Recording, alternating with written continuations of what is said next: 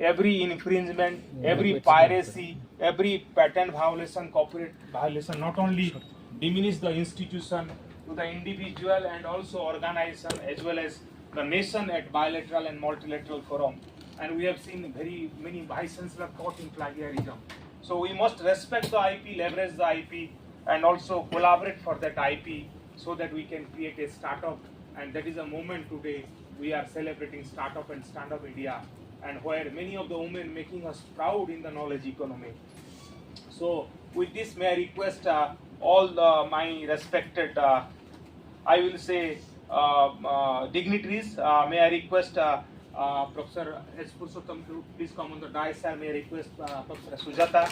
May I request Chandramouli ji, please come on the dais.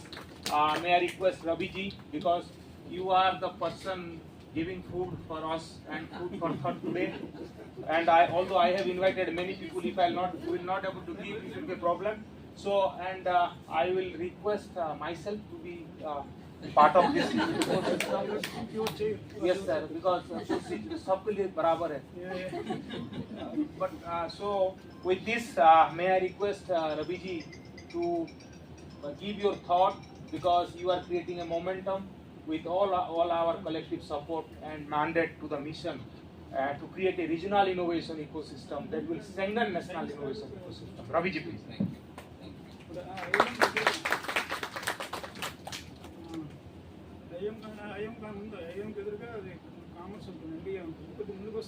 Okay. Very good morning. Thank you, Sahuji. Thanks for doing my job of welcoming people. I'm supposed to do that. I got caught into too many things, and then Mr. Thanks for. Always ahead of time. Yeah, he's yeah. That's what. Just to see, he's the person who's leading from the front. So and Purushottam Garu, Madam Sujata Garu, and Chandramouli ji. So all good old friends. This is a ecosystem in Vizag. We come together. I'm missing Pooja. Pooja is likely to come in soon. She heads the NASCOM Center of Excellence in AI and IoT, which is also on the Engineering College campus. Just a little bit for people who wants to know what AHUB is. I know we will not have any opportunity to talk about it. AHUB is an incubation ecosystem that we are creating on the campus. Started in 2022. We are about, if you talk about just AHUB, it includes a lot of incubators, skill centers, and centers of excellence together as one ecosystem. People could ask me why skill centers as part of incubation ecosystem, because that's where all our labs are. That's where all our talent for supplying into the startups are.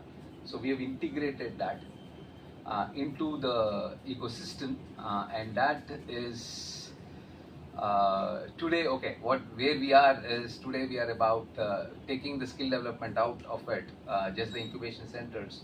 We have incubation in technology, but we're getting into biotech, pharma. Thank you, Dr. Dhananjay Garu. So he's a chair professor for biotech, so we're going to take help of Madam Sujata Garu on to try and set that thing up. So biotech, pharma, marine, energy, environment, food is big thing, because we're working on an Indo-Dutch commission project for pineapple and jackfruit, which Divakar is leading it. So we're going to set up processing units on the campus along with cold storage units and all that stuff. So we're getting into multiple things. Most of them I don't even know what they are, but I basically we are now about 196 startups on the campus, not just on the campus. There's 12 of them or 14 of them beyond our shores. We've started our incubation services in Mauritius. We're going to with NIMSMI, we're going to set up our next incubation center in Hyderabad.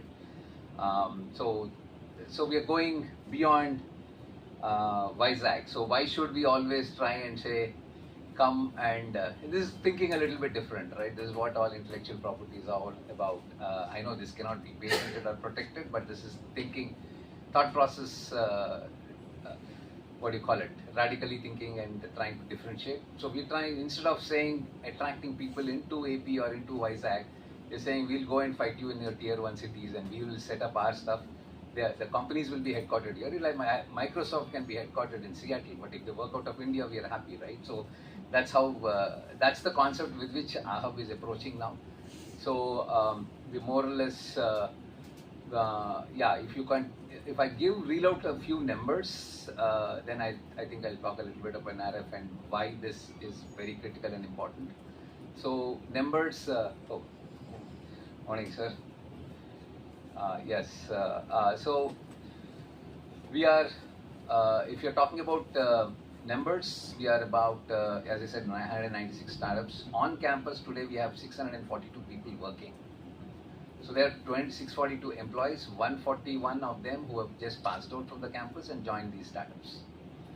So, so creating something called what do you say? You say campus to corporate. So campus to corporate on campus. So we are making it C3 now.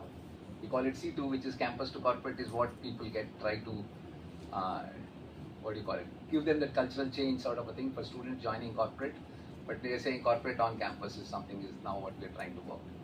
So probably by 2026 March, we should be about 350 active startups on campus, 2,200 people working on campus, about a turnover of around 700 to 800 crores, 60-70 billion dollars of export or import substitution. Largely, again, intangible assets would come into play. We are the good thing is there's a good balance between service and product-based startups. So that's the advantage. So now going beyond NRF, thanks Sahuji for the good words about Andhra University. We had a quantum jump this year. We were, if you're talking about university ranking, we were about 43, we moved to 25. In 1 year, that sort of movement is unheard. And even overall, all the institutions taken across the country, we were at 76 last year, and this year we moved to 41. 35 spots. Improvement is no mean task. So yeah, so everywhere I think we've seen a good the objective of this event and how does it relate to a rank and all that stuff, because that's, see, Andhra University failed in two things. There are a lot of factors, parameters based on which the NIRF ranking is based on. In two factors we have not been able to score good. One is on the perception and two is on the RPR, which is research and professional, I think what they call it, research practice, yeah, RPP. So, of course, when you're talking research, it's what they ask is from idea to prototype, how many ideas are getting generated within the campus, how many of them are converted into prototypes, how many are converting into patents, which is filed, published, granted, and then commercialized. Technology transfers and commercialized. That's where the king of the jungle comes into play, which is Dr. Sahu. And complementing that would be Dr. Purushottam. So this is something that he's taking care of the region, Purushottamji is taking care of within the university. I know he will talk about the numbers within the university, so I don't want to steal the thunder from Purushottam Garu. Yes, thanks Anandya. I know she set the pace, she set the baseline. I know she moved for a bigger place as a chair professor at IIT Dunbar. Thanks for coming over and yeah, being part of this. I know it's yours at the first session. So thanks for being here. Now I think we have while the startups have all come in and all the stuff, there's also the duty to, of course, if you find Divakar, me, and there's another person, Srinivas, we all reverse migrate from the US wanting to do something for Vizag. We do pro bono. 90% of my life is around the university only. I have built, okay, my last corporate role, I was chief of quality for Tech Mahindra, moved out of, built the Vizag. If you see the Tech Mahindra, I built it from scratch, the whole thing. Moved out of it, built two companies, sold them, but now another invested in 10 startups. But all my life is around Andhra University. It revolves around Andhra University and trying to do something. Hopefully replicate this model across the state, because we're doing good in the state and trying to replicate it. So all of us out here are committed. We would want more volunteers, especially from students, to come and join this, because before I had a team, I was only running it all alone with an army of about 15 students. So this ecosystem was built by students. So we would need more and more volunteers there, and would love to have you guys because I see a lot of students. We've got a lot of interest from pharmacy students. That's good to know. Yes. Yeah, a sort of a big round of applause for you guys. Yes. Pharmacy, yes. Good. These lot of interest usually comes from the North Campus, but we see that now the South Campus is involved. That's good. Thank you. Thanks for being here, and looking forward for a great session today and more sessions, Sahuji, under your guidance and and your lot of mentorship. We would want to be where we should be. We are aiming to be in the top 10 in the NRF. So let's all work towards that. Thank you and have a good day. Thank you. Thanks for being here.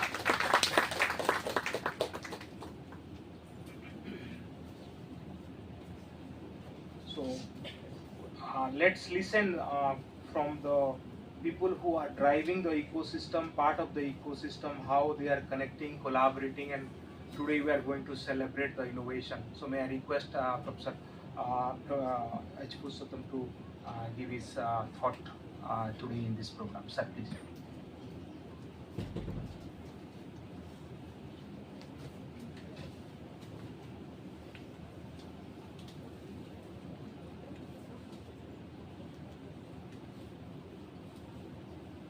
Professor Sujata Garu, the Registrar of Dr. B.R. Ambedkar University. Mr. Tavi Isurapu, my colleague and CEO AHUB.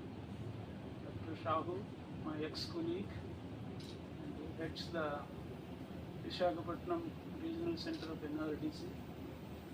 Of course, Chandramoula Garu, again a very strong ecosystem player in this region, representing MSME, and Shashi Bhushan Garu, Dr. Shashi Bhushan Rao Garu from CETAM. He is also one of the major institute in developing skilled resources in this region.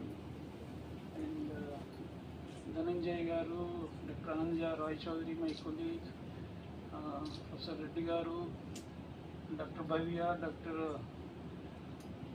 So many other colleagues, including my colleagues from NRDC, colleagues from our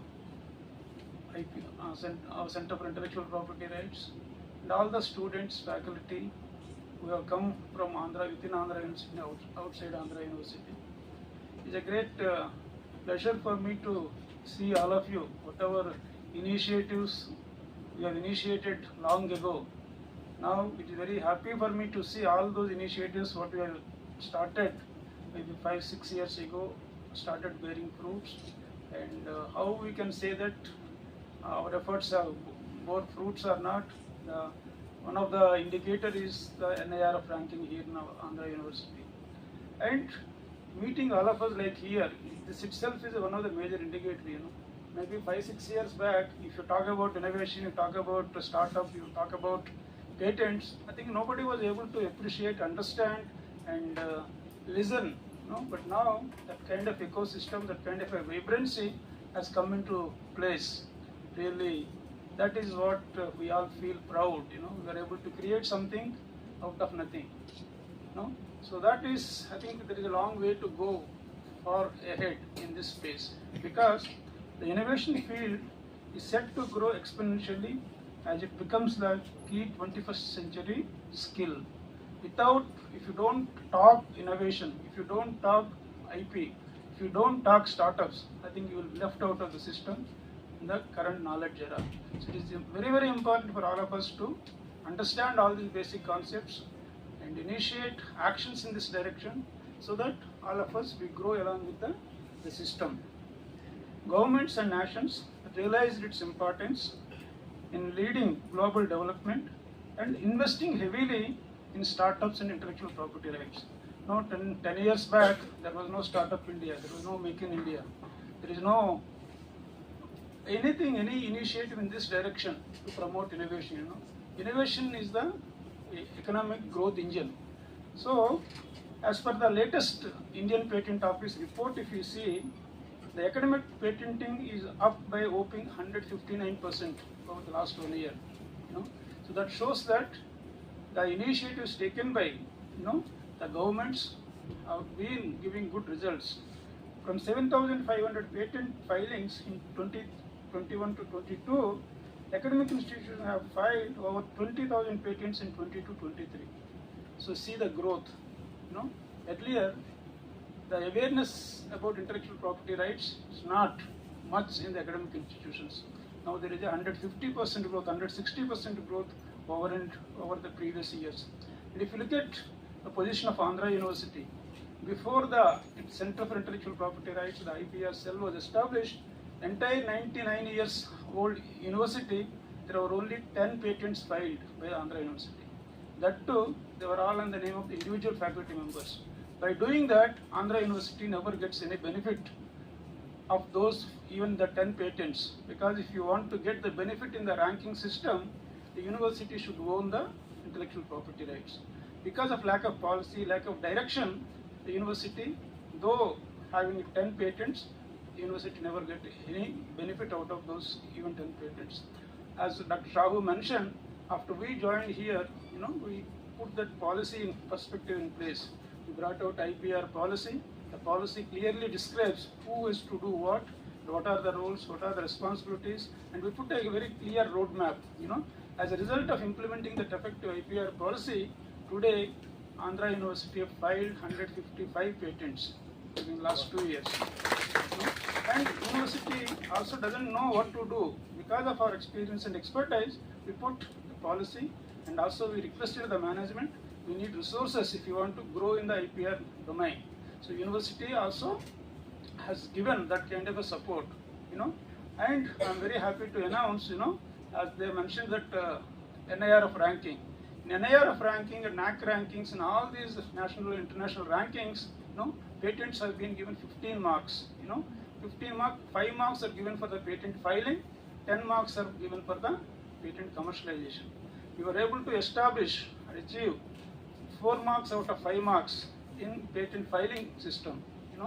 We got 80% marks for patent filing, but our patent commercialization is a long way to go. We need support of the agencies like NRDC, who have got excellent infrastructure, resources, people, knowledge. I think Andhra University, now we need to enter into that phase of taking the help of NRDC in commercializing these patents. We all know, the patents, we are sitting on about 1 lakh patents granted in India.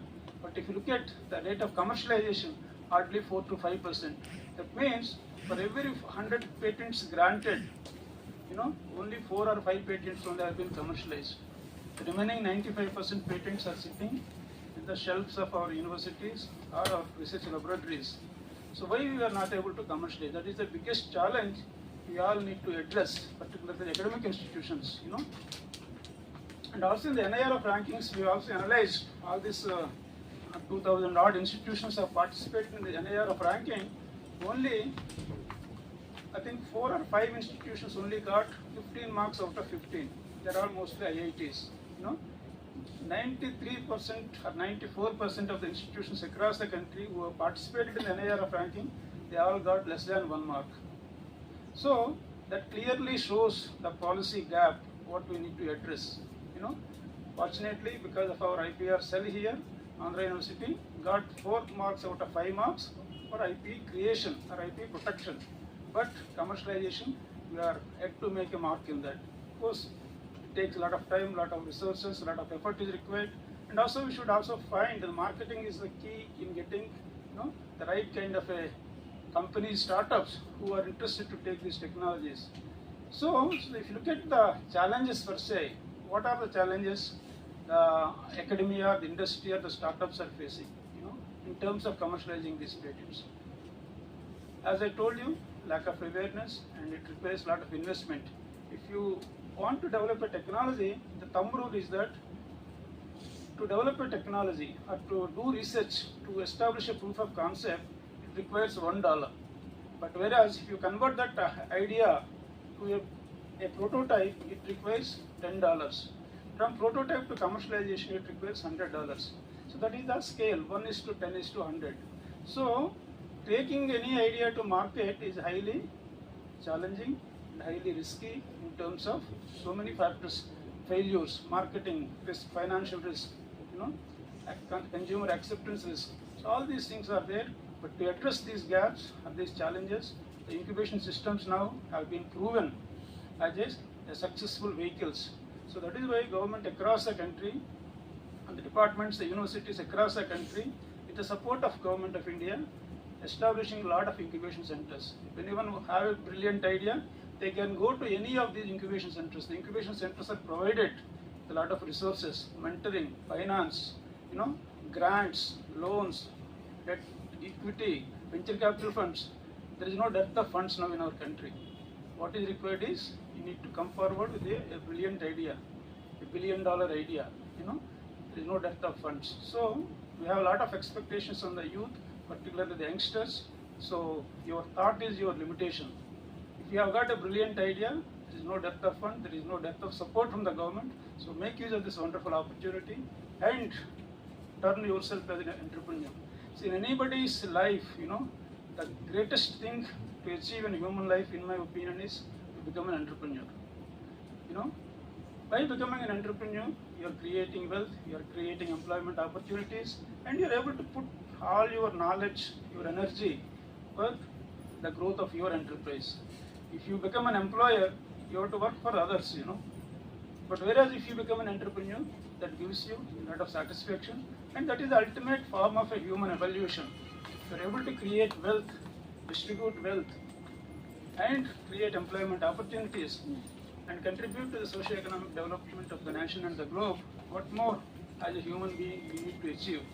That is why it's very pious and very challenging, and the ultimate objective of human life should be to become an entrepreneur. That is what I preach, and unfortunately I am not able to practice it. By the time I got all this knowledge, I have already become old, But at least my hunger is that youngsters should take risks at the younger age, at early stage in your life.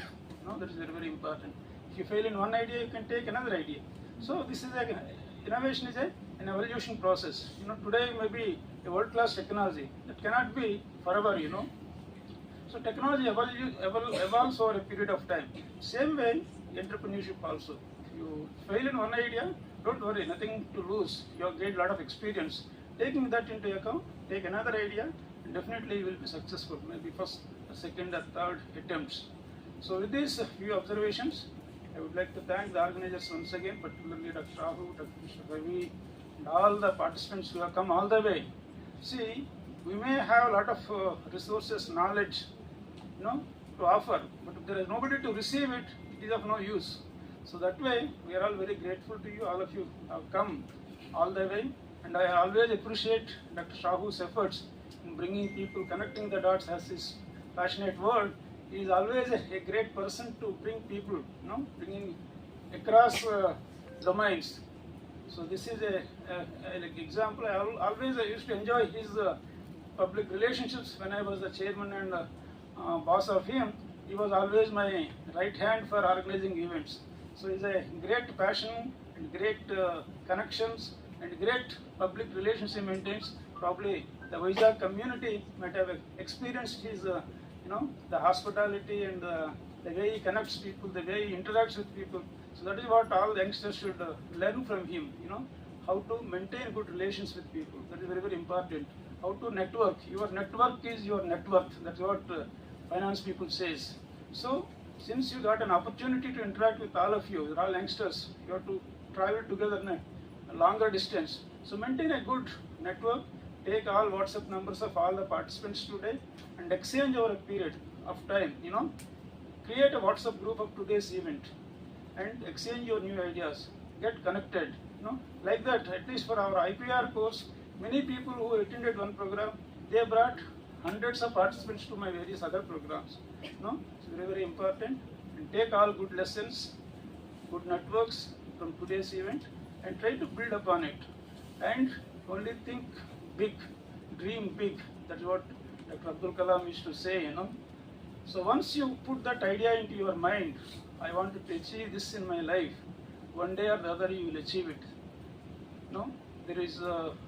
There are thousands of case studies, success stories, people who have dreamt big, they have all achieved that.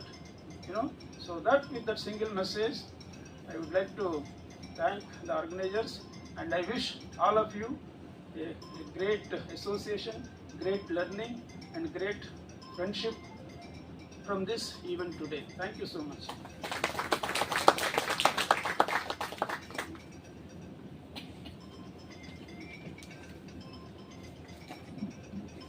Thank you, sir, for your kind blessings.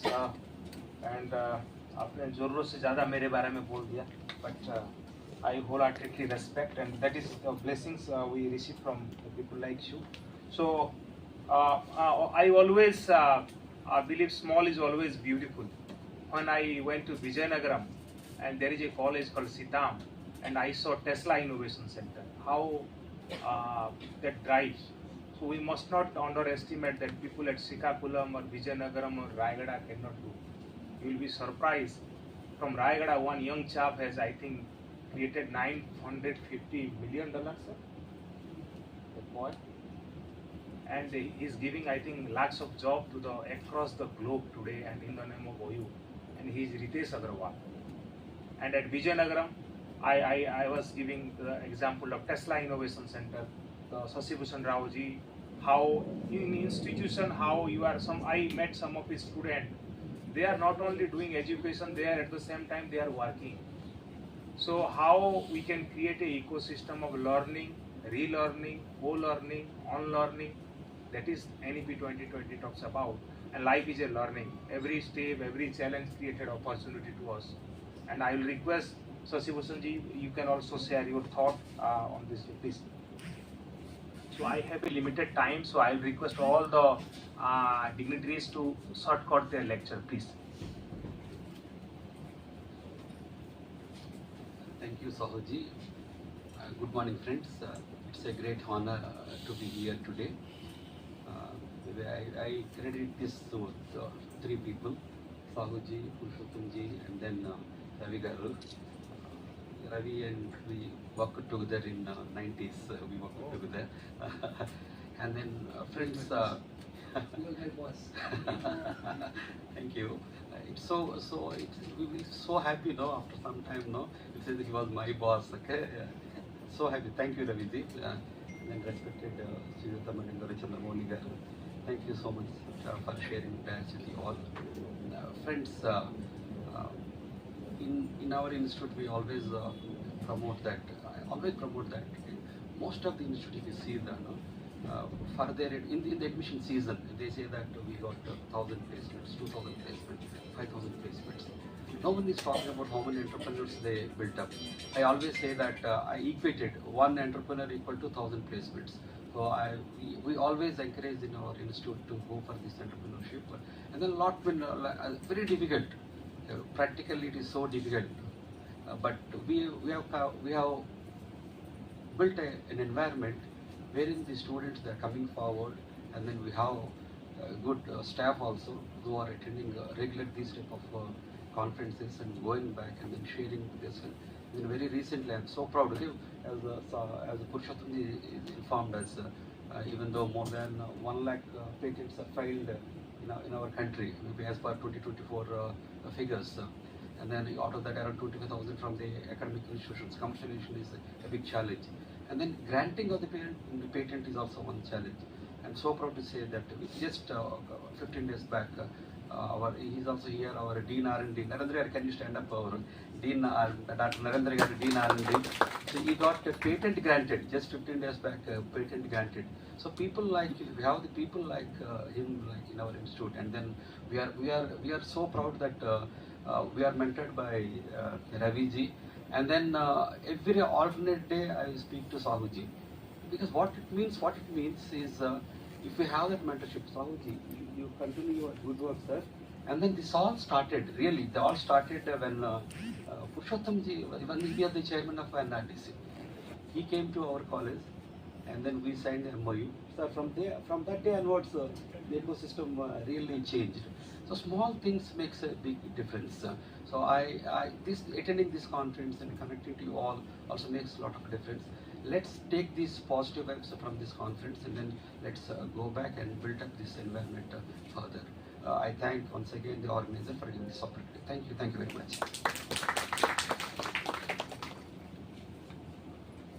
Thank you, Sasibhushan ji, and thank you for creating a Tesla Innovation Center, and I am grateful that Dean R&D is also here. How to develop and collaborate. I think you are doing an excellent thing, and we must appreciate. And also, we are doing our best in connecting the dots. So, thank you, sir. Now, we have a very excellent gentleman who plays a very important role in funding also.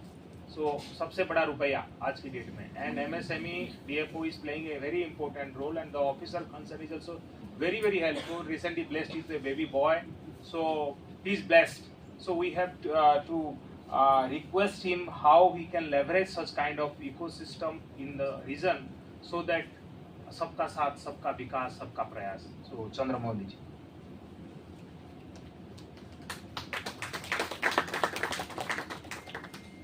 So thank you very much. Since you have asked me to make it fast forward, I'm also going fast forward. First of all, I would like to congratulate AHAB and NRDC, of course, Sahuji, for organizing such a wonderful program on IPR, particularly how to file on IPR, right? So I would like to congratulate on behalf of Minister of MSME. Since you have asked me, sir, of course, many of you know me personally, and maybe some of you may not know.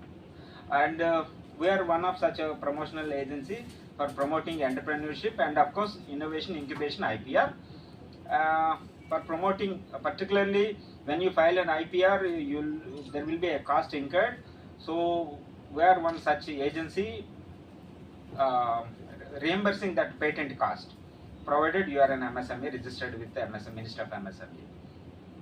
And of course, Purushottam sir told that some ideas, incubation, all these things. So if you have an idea and your is not here, so only for women candidates.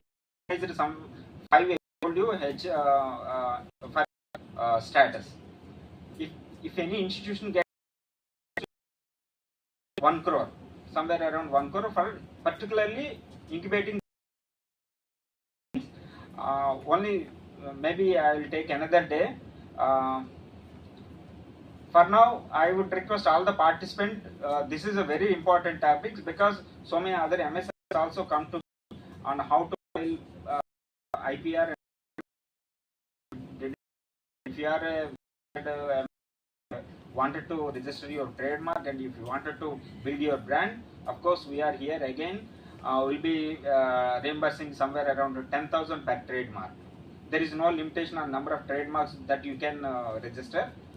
So there are a lot more opportunities with MSME, and do feel free to come to us and visit our office for any queries, clarifications, or you can see innovation.msme.gov.in for more queries also, or my.msme.gov.in for more schemes of Minister of MSME. So I hope this is a very good session on IPR. I would like to request all the participants to take care to take the benefit of this action. Thank you. Thank you, Chandramouli ji. आपने सोने पे सुहागा कर दिया programme को. Thank you, and because सबसे तो कुछ नहीं हो सकता.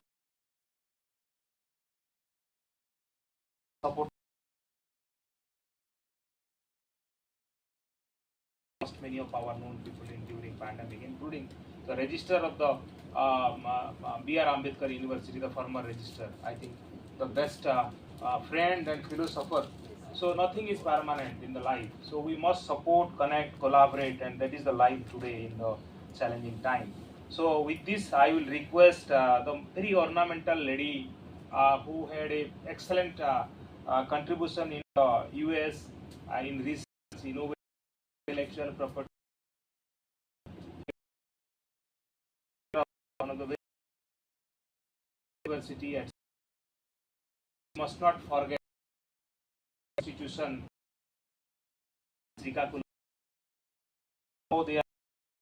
how they are making a innovation centric as per the local challenges. And in fact, a few months back, Honorable Prime Minister of India also participated in some of the program related to MSME and also travel innovation, which was coordinated by one of my classmates from Delhi only. So point is that how we connect the dot, reach to unreach, and thank you, Professor Sujata, to be part of this ecosystem and also helping us. And in fact, she had many patents, and some of the patents are yet to granted. So she sometimes call me, "Arey, Sahuji, mera ye nahi hua, jaldi kara do." Point is that is as a academician, she is serious about creating an ecosystem of innovation, and that too in biotechnology sector. And this is the only sector gives livelihood opportunity in our day-to-day life. We must not forget, from food processing to all kind of which we are part of it. So please give your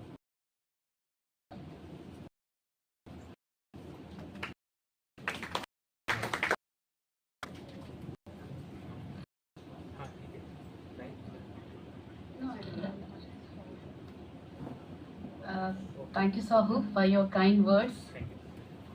First of all, I thank the organizers for making me as a part of this wonderful program, which is connecting academia, industry, and startups, the leveraging.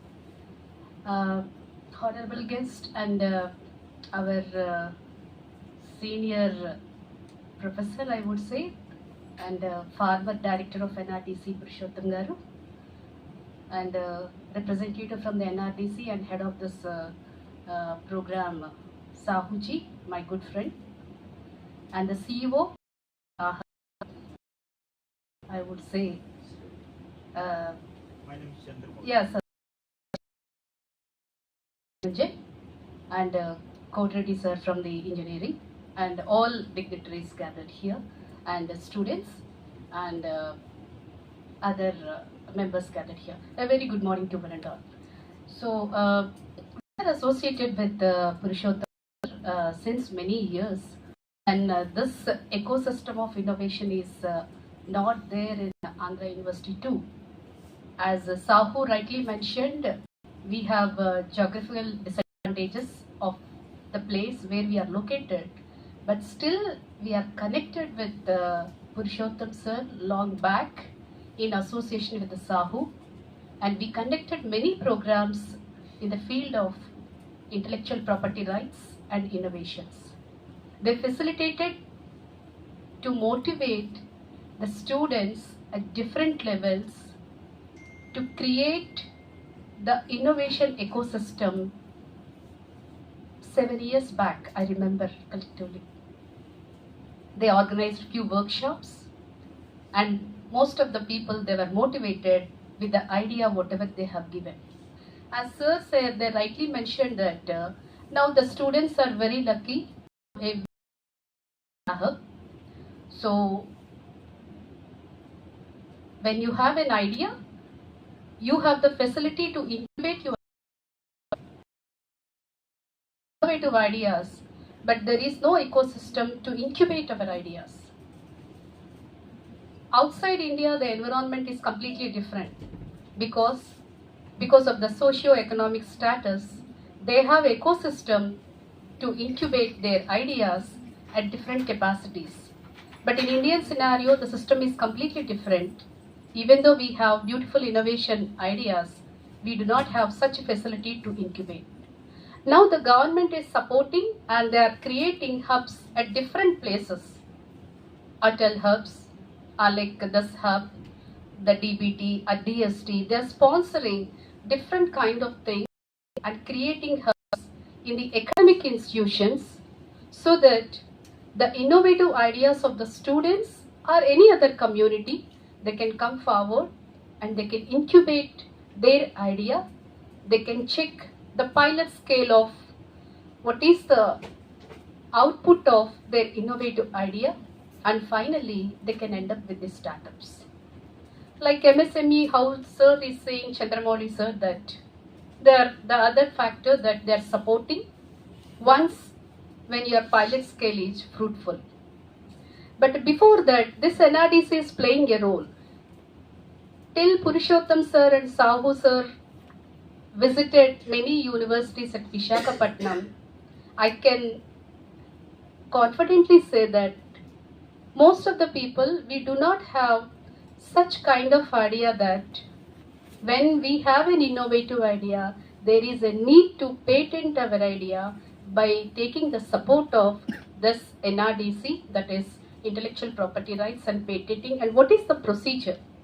Because as sir rightly mentioned, I have one grant about to finish, and I have two more patents filed. This is the third patent. But when I my first, there is no eco. I have filed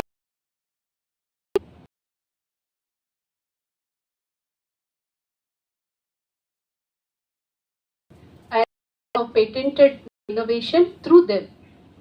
But now you have an ecosystem.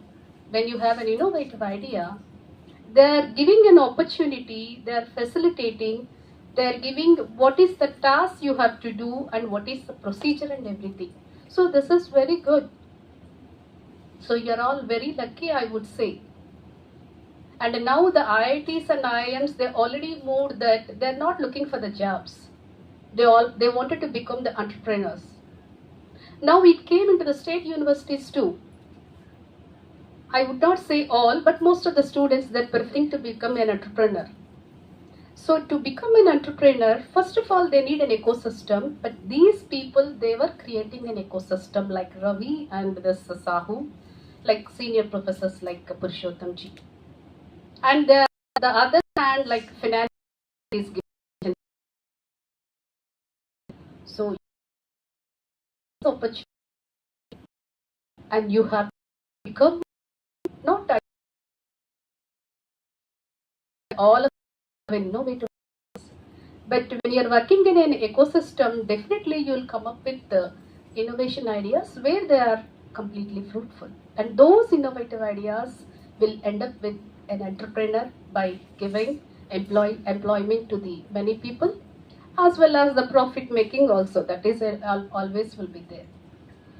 So these are the things I would like to share in this platform. And as sir is saying, these innovations are not restricted to the geographical disadvantages. As sir is mentioning, the Raigada, like the one innovator, he is earning crores of rupees because of this innovative idea.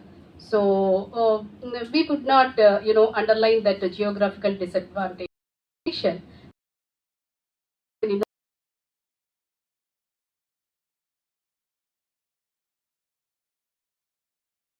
And we are also part of Andhra University. I always proud to say that this is my parent institution. We are not separate from Andhra University. Once it was a PG center of Andhra University, later upgraded as a Ambedkar University Srikakulam. So we always try to do collaborative work with Andhra University. We'll see there are many disadvantages. Maybe there are advantages too. So, there are many things there in the Srikakulam. We can make those things in a collaborative way with Ravi and others. So we have some ideas. So in that we can collaborate, and Sahuji should help us, and Chandramouli sir also should help us, so that how we can progress that particular idea in creating an ecosystem between universities, because it's a collaborative thing. It's not restricted to one place. So we did, as mentioned, many programs, governors programs, science congress, all these things with Purushottam and Sahuji. So I look forward to do many such programs with these senior people and very good people, because they motivated many students. As sir rightly said, like now the Andhra University is bagged with many patents. So most of the credit goes to the area 3, the research and innovation. So the Andhra University bagged A++ with a good score. So they got very good score in the research and innovation. That is the highest score in the NAT. So how did they? Because of all commercialized, but they have patented and they registered, and there are many people they came and they are working in this institution with different capacities. With all those things, they could able to get good ranking, and now the NIRF also. All these are related mostly to the research and the innovation. So with this few things, I will stop here. Once again, thank you very much for the opportunity given, especially to Sahuji, to facilitating me to speak on this platform, to spend and interact with such a good people today. So thank you very much.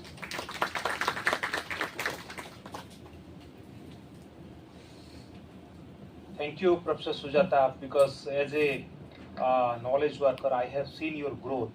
And as a woman, you are not only beautifying yourself, you are beautifying your institution to the knowledge economy and connecting the people from academia, industry, and government.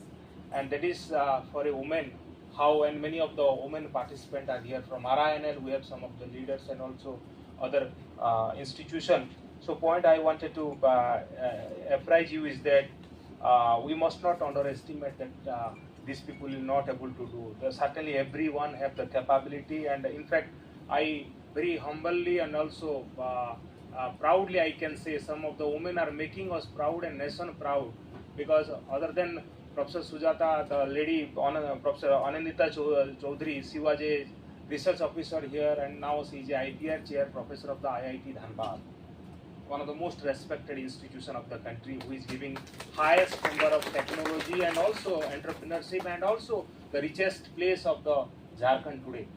अगर कहीं कहना है तो धनबाद में ही है. So we have some of my own colleague, I must not forget Dr. Bhavya Manjira. She recently got national award from one of the corporate affairs award as a woman in STEM. Last week only she was there in Delhi, and she was our one of the scientists and deputy manager here at NRDC Visakhapatnam. We have Preeti Niharika. She is from Andhra University only, BTech, MTech, PhD from Andhra University in chemical engineering. And we have Preeti Niharika, that lady was also from Srikakulam but came from a very interesting institution from NIT Calicut, MBA from IRMA.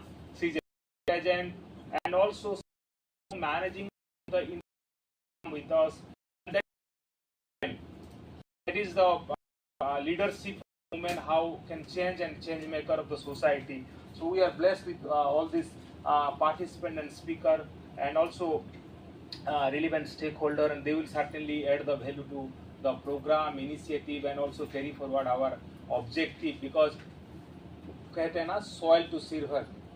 Once upon a time, Andhra University has no patent. Today, Professor Purushottam is telling in this open platform they reached into the level, and that level also defined the movement of the Andhra University in the Innovation Index. Everyone celebrates that, and we must respect the leadership and everyone who are part of it, this innovation journey. That is the Amrut Kal, and that is the beauty of this program. So, with this, I am really grateful and honored. While coming from Bhubaneswar early morning, I asked my daughter, shall I get down at Vijayanagar, Visakhapatnam, because I have to come to after getting fresh. My daughter told, पापा आप विजयनगर में उतर जाओ, वहाँ से बस पकड़ो, सीधे घर आओ, फ्रेश हो जाओ, and then you can go. Otherwise, if you reach Visakhapatnam, आपका program start हो जाएगा. So this is the idea how a young girls also support to a father to mitigate the challenge, and we must not neglect that kind of idea, because that idea is nothing but a great idea to mitigate. And I came on time also. That's a thing, because as an organizer I should come on time, and that is the beauty of all our responsibility. With this, may I request Ravi ji to kindly present a token of appreciation, because clean green is our objective, and we are part of the United Nations Sustainable Development Goal, and we must plant a plant. That plant should also leverage our environment, ecosystem and biodiversity, and we must promote it. And I will request Anandita to present Nari to Narayani. So Anandita, please come and present the token of respect to all the dignitaries on the dais.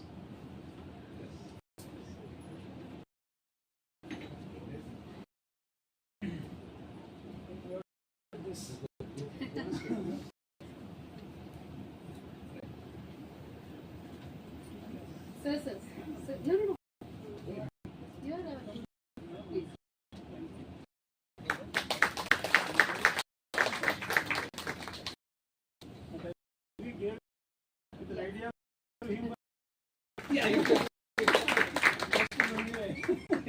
It's an idea. Either you can kill it or you can make it big. Thank you very much.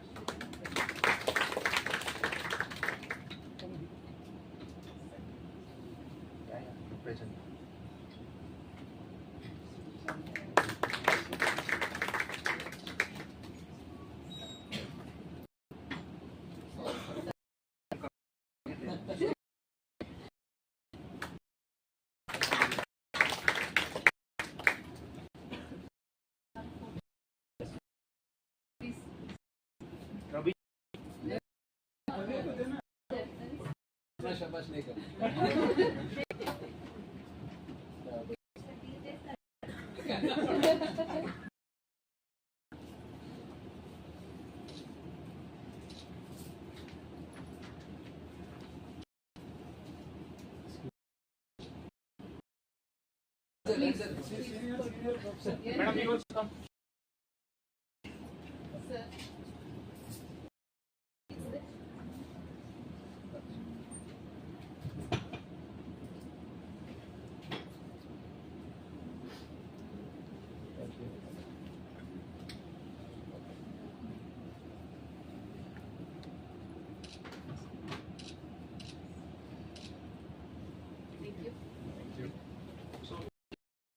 Lecture, we should follow up some kind of support, collaboration for your innovation, and I'll urge you that we NRDC supports for innovation to entrepreneurs, and that to women entrepreneurs.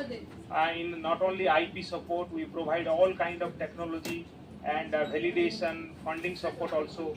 So two of my colleagues will speak, and now we'll go for a technical session. I think Dr. Anandita Roy will be taking the technical session, and am I right? So without any loss of time, let's listen and also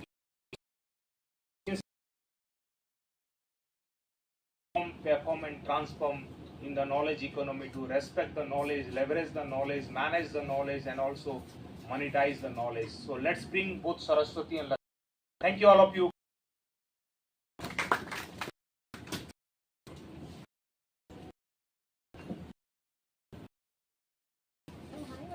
After a long time.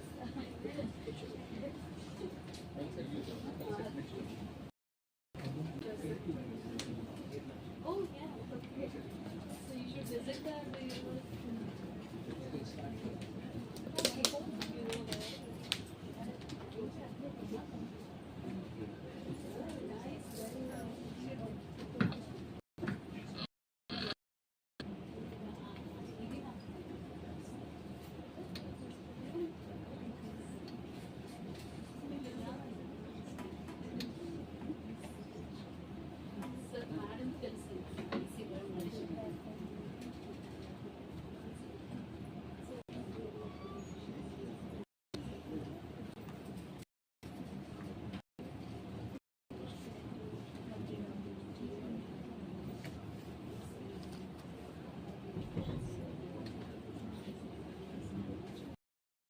Ravi.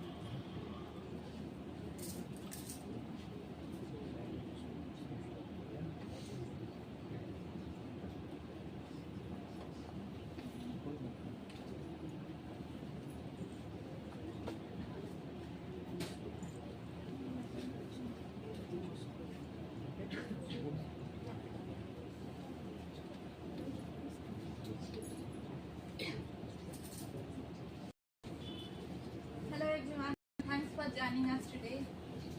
It's good to be back in the old place. Some of you, I don't need mic, I think I'm audible. Classmates, am I audible? Yeah. So some of you might know me here. I was associated with the Center for IPR here, and so I think I'm so loud that people get annoyed if I use mine. You don't get strained. Yeah, okay. So, yeah. So today I have been asked to talk about the importance of building an IPR ecosystem in academia. In generally, I talk about the IPR in whole, as a whole, all IPR, but I have been given a very boring topic and I expect the last bench to slip up. Like it may get boring and then further boring and further boring, and I'm sorry for that. So,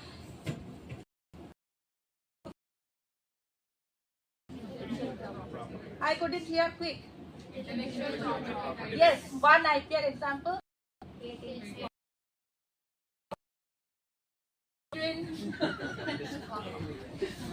Okay, difference between patents and design. Has anyone heard about design? No?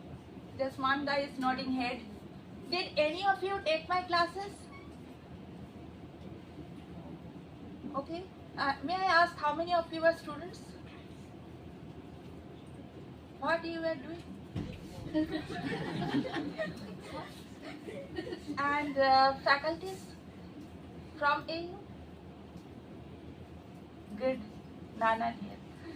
And so, okay, sorry for not taking the classes. Maybe you guys were not part of those classes. So there are 8 types of IPR, and most will be patents and sub.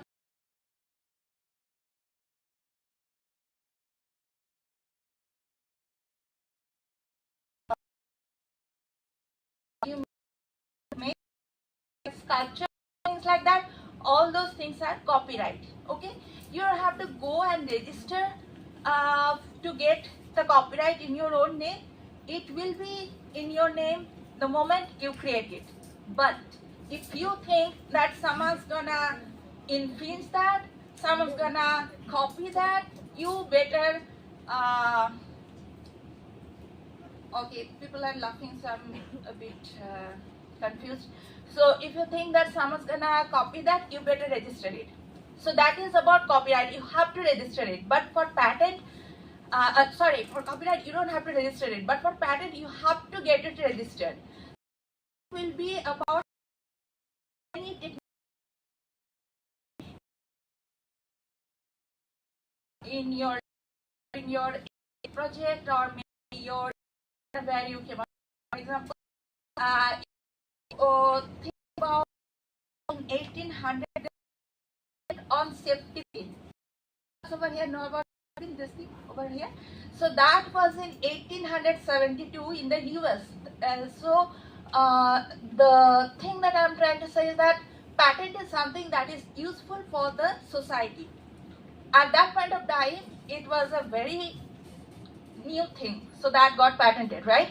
Patent doesn't have to be a groundbreaking research. For example, if you are doing something on string theory, you're not going to get a patent. So if something is groundbreaking research, if something is theoretical, abstract, if something is about how the science is progressing in that region, those things are not going to get a patent. Those things will come under Section 3 of Patent Act. That is, the heading is that invention not patentable. So those are patentable. So in academia, IPR, when I'm talking about and its need for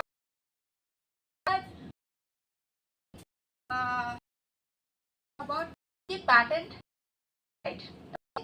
So let me read over here. Today's rapidly changing academic, fostering in staying ahead. Element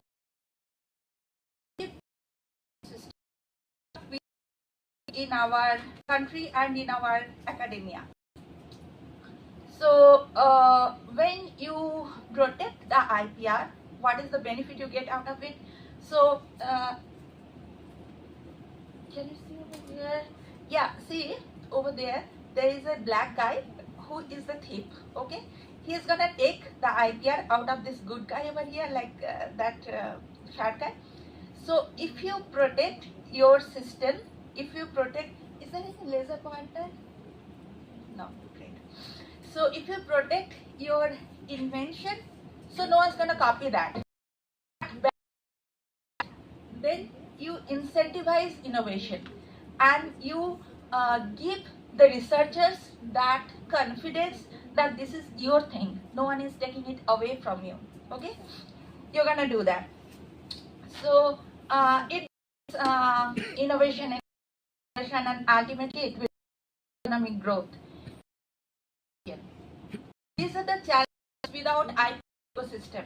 For example, if I am talking about Andhra University, so when I came here and I was working here with Center for IPR, we found a lot of patent application from this university that is not in the name of this university. Although the faculties are working, they are filing the patent applications, maybe they got some grant also, but those things are not in the name of Andhra University. As a result, that Andhra University name doesn't appear in the IP India database. In the NIRF ranking system, the university does not get any credit out of that. So why these things are happening? Although the research is happening in this university, the patent applications are being filed, they are getting granted, but why this NIRF, nobody is getting benefit? Because of this ecosystem, the lack of this awareness level in the university and lack of this ecosystem in this academic institutions. So that's gonna if you come in this kind of workshop, if you maybe you attend some other classes, online classes, you can get plenty of there online. So from there you can have some idea about what is to be done about IPR. So another important thing in academia is that when you file a patent application, that will be in the or the if it is a corporate company, the company, they will be the owner. That is the regular rule. So there's nothing to fight on that. I've seen some people coming over and asking and getting scared whether it's okay to give it in the name of the university. Yeah, it's okay, because that's how it works. Nobody is taking away from you.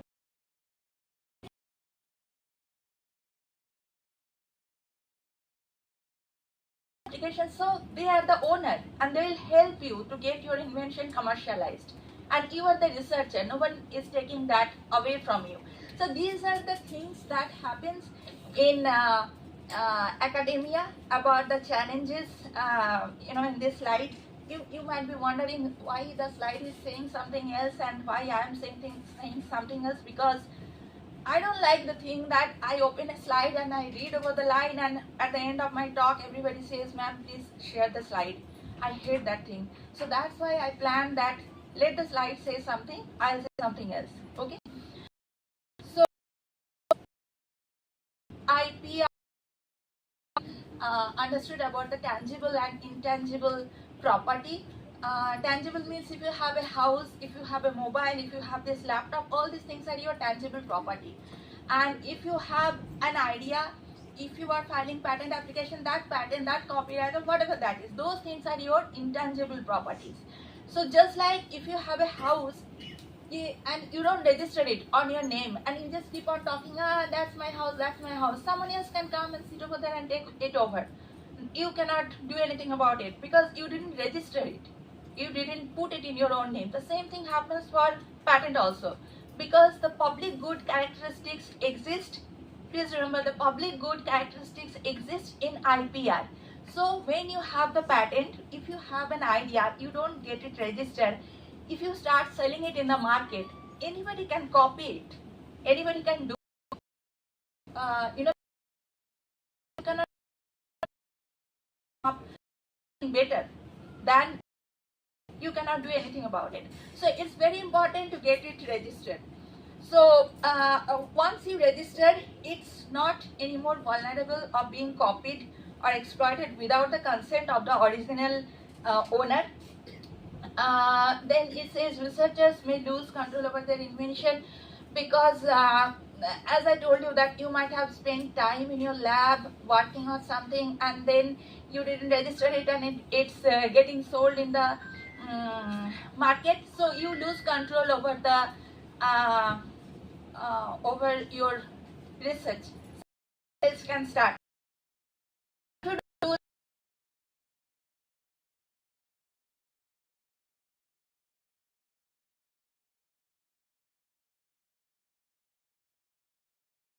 you about it. General, I'm working at IIT Dhanbad. In general, people think that IIT means they are like at a level of some god or something like that, but that is not the case. There also this thing happens, like, ma'am, who is the owner, why I'm gonna give up my ownership. So all the basic questions that will be there in the researcher's mind, it doesn't matter where they come from, it can be from any university. So it doesn't matter, in IT also we get the same kind of queries, same kind of problem. Unless you register it, nothing is gonna get it. Another thing is that sir was already talking about, Purushottam sir, about the IP policy. So it's very important for every academic institution here. You don't know what you are going to do with your IP, and all the faculties here from any other institution, please keep it in mind that IP policy is very important. If possible, get yours. What will be the better scenario in academia if you want to do IPR and commercialization? For example, in our case also we face the same thing. If you have done some blue sky research, you know, right, what is blue sky research? What is blue sky research? Great. Nobody is here PhD student? Any PhD student? Raise your hand. Blue sky research, no idea? Okay, so there are two kinds of research. One is the fundamental science research, like you are in the Department of Physics or in the Department of Chemistry. So whatever the research you are doing the theoretical research, those are called blue sky research. For example, Stephen Hawking were doing something on string theory. That was research. They are doing something that is useful in day-to-day life. Those things are patentable. So why I talked about this? Yeah. So if you are doing some blue sky research and if you are thinking how I'm going to commercialize it, it doesn't happen that way. So what you need is that you need applied science research. But as I told you, Septipin also got some patents. So it doesn't have to be research also. It just have to be something that has got a day-to-day application. And that will be very helpful for commercialization if you have a company partner, an industry partner paying for your research or maybe collaborating in your research. They will bring your thing into the market, and they are not like academia. They are very sure, they are very aware about all these things. They are very confident. They will file the patent, they will get it done, everything will be proper, because academia, we are lagging behind in that respect because we are fond of blue sky research. I also came from the area of blue sky research, so I also give a lot of value to blue sky research. But when talking about patent, it has to be generally from the applied science departments. So if it is done with some industry partner, then it's very easy to commercialize. So there are 3 ways that you can commercialize. The most, and if you are thinking that you can apply for some patent and get it commercialized, please find an industry partner. That is the easiest way to commercialize your research. You don't have to take any tension. It will be done by the industry.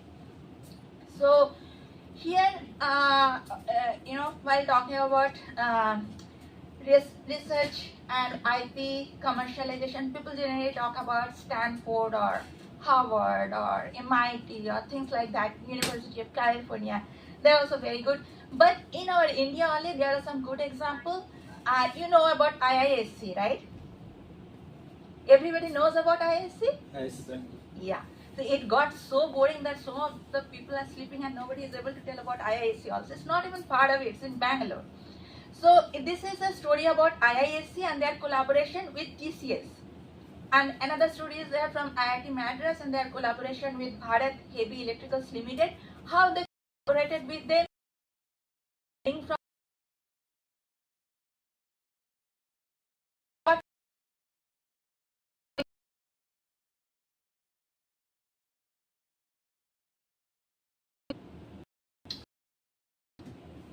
already protected by IPR.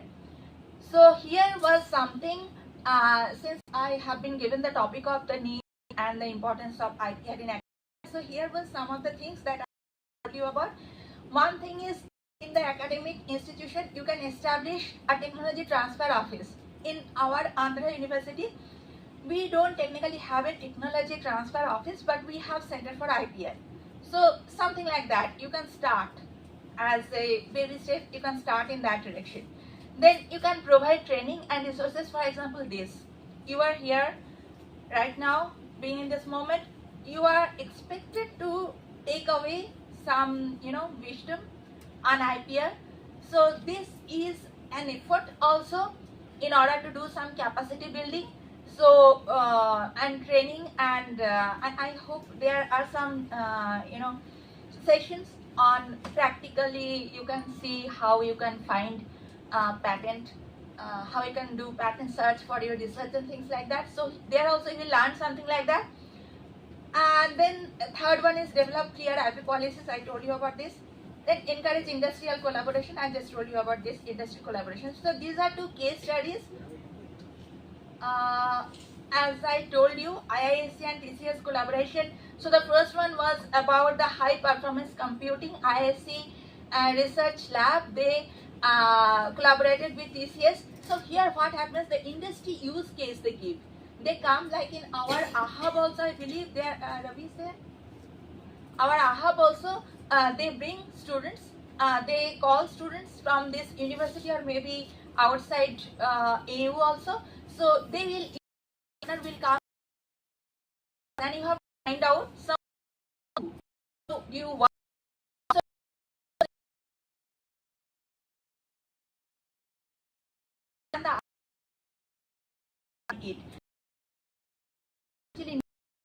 So DC, because they need some use cases. Shajin, you are over there. You can talk about hackathon and things like that, right? Shajin, you are there, right? Okay. So here what happened, the TCS needed that. They needed that invention in their system, so they came to IISc. IISc had some research labs. They came out with some solution and they implemented it. So what happened, you don't have to commercialize it also because the industry patent is already there.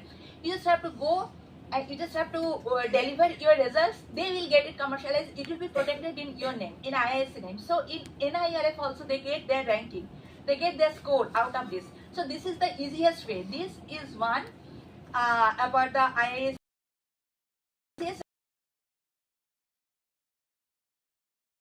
That in next 5 to 10 years I'll be standing here talking about some of the cases that happened in Andhra University also, and you guys will be responsible for that, and sir also will be there. So like that, this is the way it can do. It can bring the changes in academia, because in academia people are not much aware about it. So that's the pretty much of it. That's why it is important to have an IPR ecosystem in academia. These are some of the references, because by the way, if you think about while taking these things, I copied something and I put over there and I don't give the proper acknowledgement. Those things that are wrong for you guys are doing.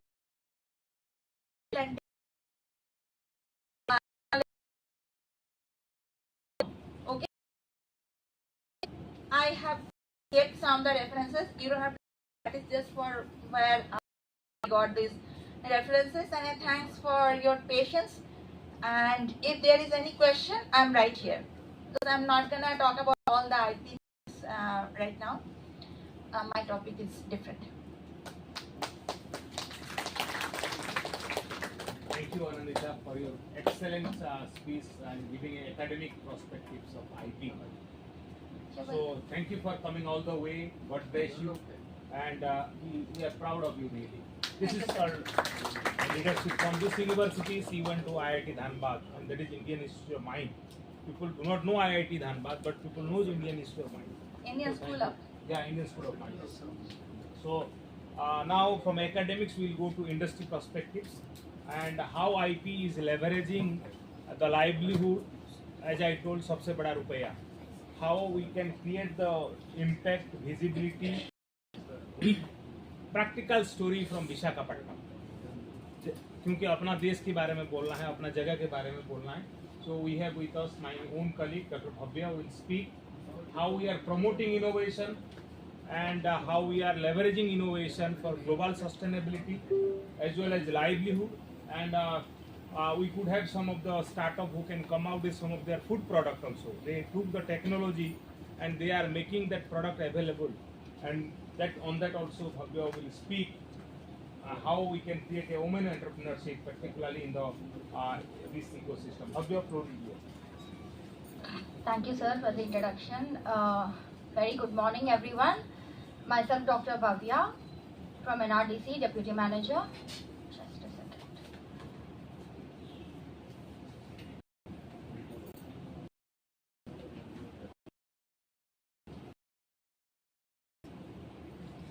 I think there's some technical issue. Okay, good. यहाँ तो मुझे नहीं दिखा नहीं दे रहा।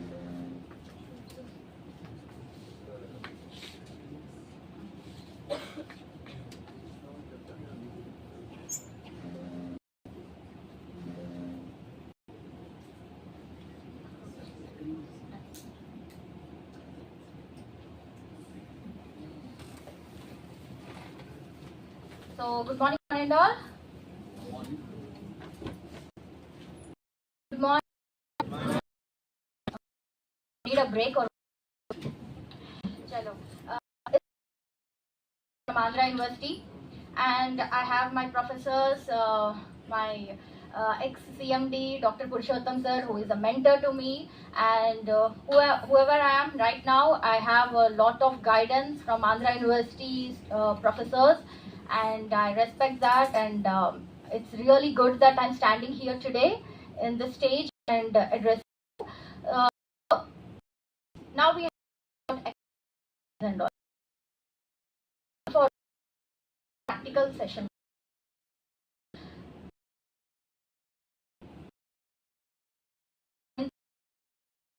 Anita has already said, because she already mentioned all the problems of academia, like what all things we can do in academic innovation society ecosystem and all. So I would like to ask one question, like how do you trigger your creative mind? Innovation comes from the right side of the mind, right?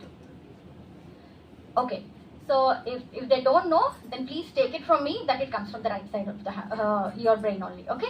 So you know, when a child is born, the first 3 years are very important, which we actually waste in their normal you know, pampering or taking them somewhere, I mean, showing things. Don't guide him. Innovation is like that. It should be academic education, what I'm talking about. So when I visited or some particular standard to, this is the education system, we have so many guidelines right now. It's like a Bible we'll follow. They don't have any.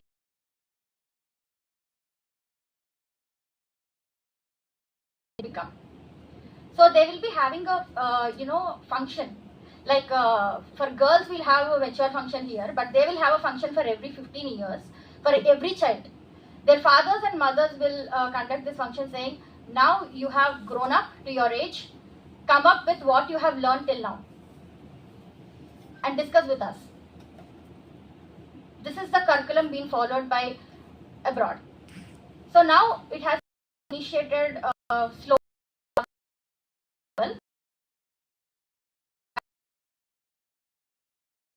It's a Cambridge.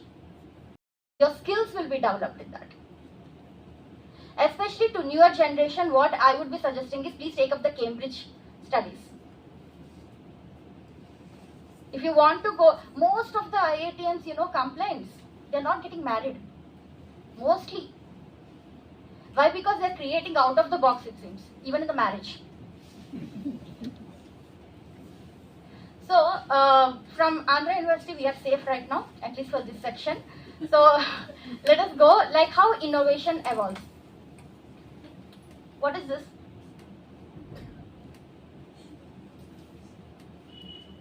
Other than Preeti, anyone can answer. Nothing. It's my colleague's hand on the laptop. This is what I prepared from that. You can see my copyright. I made it myself.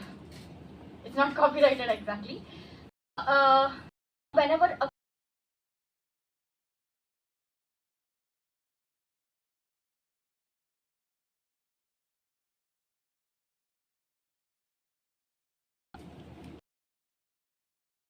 signature, when a small 6 years old can have that much of mind, why are we not copywriting or patenting or protecting our innovations? All this is just for a cover page. Lot of designs are going on in our university as well. Are they being copyrighted? 500 rupees here, that's it. You're thinking for that. What you're actually afraid of is the procedure. जाना है, fill करना है, application apply करना है. What is all this nonsense? Who will do it? We will do it. We are there for that. So let us speak about the practical things whenever we go to any institute. And we have done many collaborative activities of NRDC, being a bridge between academia and industrial sectors. So we deal with many sectors, many vertices. So I would be explaining you that during my things. Why I'm just giving you a glimpse of whatever we are doing is that you can just go through the things. There is no need that I have to read them out. So as I told you, we are working on different vertices. So we have a collaboration with international organizations as well. So we have an MOA with USPTO, US Patent Trademark Office. So what we have been collaborated is for the Ocean Climate Action Plan. Right now we are dealing with that. Do any one of you have ideas of what are SDGs? Sustainable Development Goals. How many are there? So no one has seen my first slide here.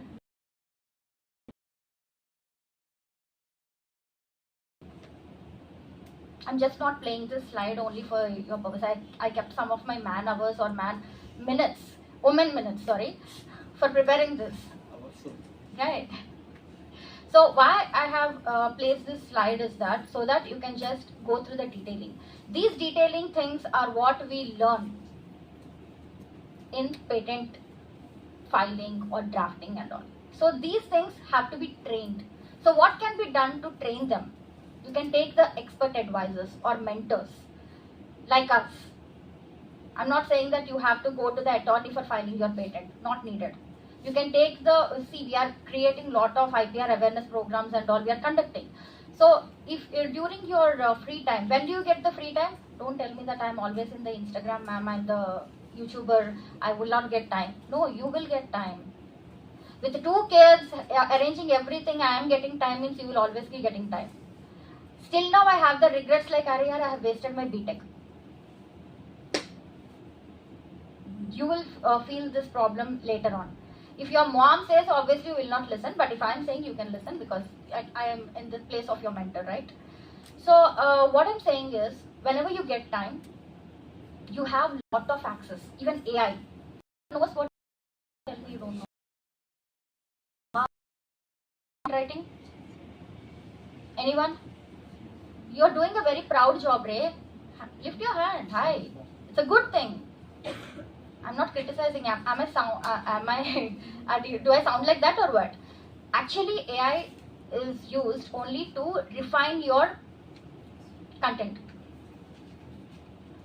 But the main idea is yours, obviously. why this all technology being developed? Not for creating digital marketing. That is obviously one sector thing. When you go to the institution level or in your job level, you can use it. But what is AI or ML for? Initially been developed for students. Based and all, you got like, now how to get, you have generated AI. Come on. But did you observe one? This AI and ML is not eating up your jobs. You have to live with it. When computer came for the very first time, everyone thought that so many jobs were gone. Some people even migrated, some of my sister's father-in-law migrated from RINL to America. This is an example what I'm giving from my own life. There is no need to run away. You have to live with it. Technology is being developed. You have to evolve along with the technology. How to use it and all, you have to take the guidance, proper guidance. Fusion. You have a very good, knowledge of one serial.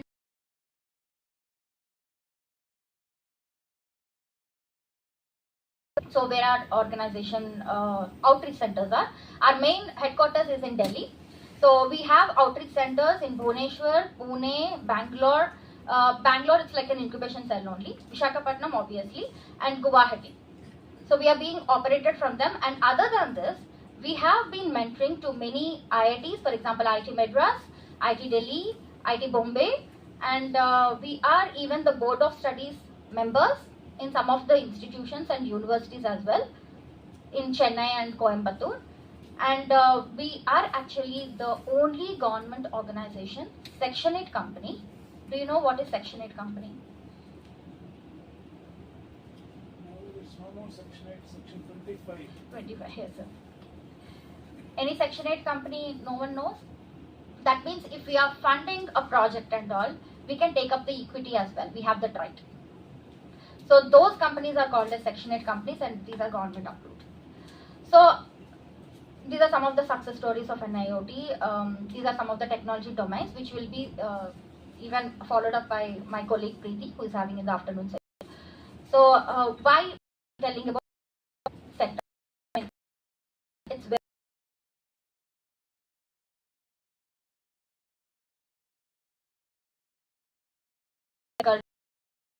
prior art, I think Anindya. My class, how they will know? Chalo, what you said for walls or what? Chalo. So prior art search is something what we'll do the due diligence for knowing. You will point out some innovation. If you have an innovation, you'll be writing some points, right? So those points we'll take up as the keywords, and we will search whether that similar innovations are there or not. In the simple language I'm telling so that you can understand. Okay. So for example, I have given you a big 600 pages of book. Anyone has given IELTS exam here? IELTS? Okay. So you might be knowing what is proofreading, right? So I give you a 600. Nowadays reading is not there, I guess. Okay. When I give you a book, what is the very first thing you will do? Other than seeing the title.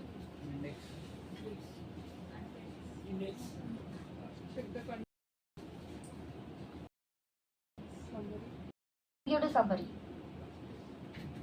So you'll get the glimpse in 2 minutes here. So who knows that you have to see the executive summary? People who read books, novels. These people will know. How you will know? You need training. So we have already filed more than 2,000 patents. So in the last 2 years, we have filed almost 100 patents. We are the ones who have filed this Dhanush. It's one of the projects our army is using. These are our 3 scientists. You can see in the Times of India. I'll be just because I think about NRDC and our officials. paper, media and everyone knows. So I'll just put on the slides because slides are almost like 80 slides. How much? So these are institutes, not only public R&D institutes, we have access for the IITs and universities as well. So what we do, we actually protect these technologies. I mean, we give IP protection to them either on the consultancy basis or some we'll take as the free of cost also we will provide, but there is a screening committee for that. So your innovation has till that stage, then we will scale it up. How? Funding system. Directly you'll come with an idea. Many DST proposals. We are in the screening committee of DST proposals. We observe. What you observe, you'll just come up with an innovation itself. No. At least you have to develop your institute. You have to convince your institute to help you out to develop till TRL 3 or 4. Then you apply for the DST proposals. It will be approved. All the institutes, my proposal has been not agreed by DST. How? You are coming with an idea here. You don't even have a prototype. How we will screen? We are even the screening committee of DST proposals. I am telling myself. Even IITs are also there in that. It should be at least TRL 4. IITs are having lot of funding. You convince your management. How do you convince it? Write a proposal in such a way with your prototype. Show them. So it is, if anyone says that protecting intangible, no. They are just misguiding you. Madam, how many stages are there in TRL? 9. I'll just come to that, sir. So if you are done with your prototype stage of TRL 4, then our NRDC or any other DSTs are there, funding systems are there. You can take the guidance from NRDC as well, because we ourselves have some funding.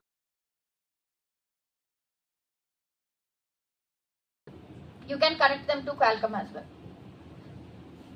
So there should be in every institute, first and foremost, in any academic institute, you should have a department. For what? For searching for these proposals, for funding systems. Do Andhra University have any department like that? IITs have. Their foremost work is to search for the funding systems and see the eligibility criteria. Last month, 4 international collaborations have opened up in DST. Anyone knows? In your university?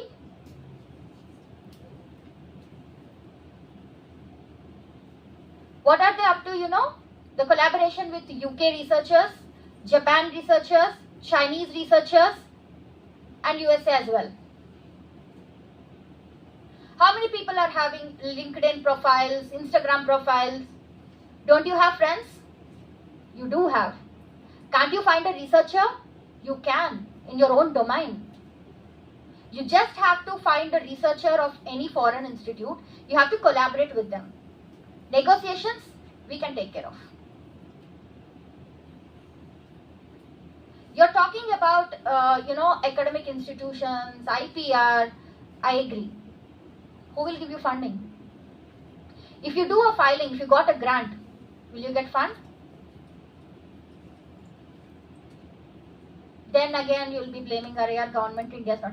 Lakhs of people are there, lakhs of students are there. How many people government can fund? You should have a department to help you out. Why IITs are in the topmost stage? Because of this. This is one of the ecosystems what I'm just giving you an example. Live example so that you can understand.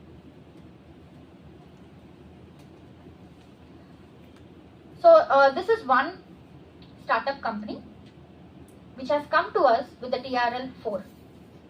They have developed a device with IR which can analyze, they only have a chip which is sponsored by Qualcomm. The chip is also sponsored by Qualcomm. So they have applied for the funding.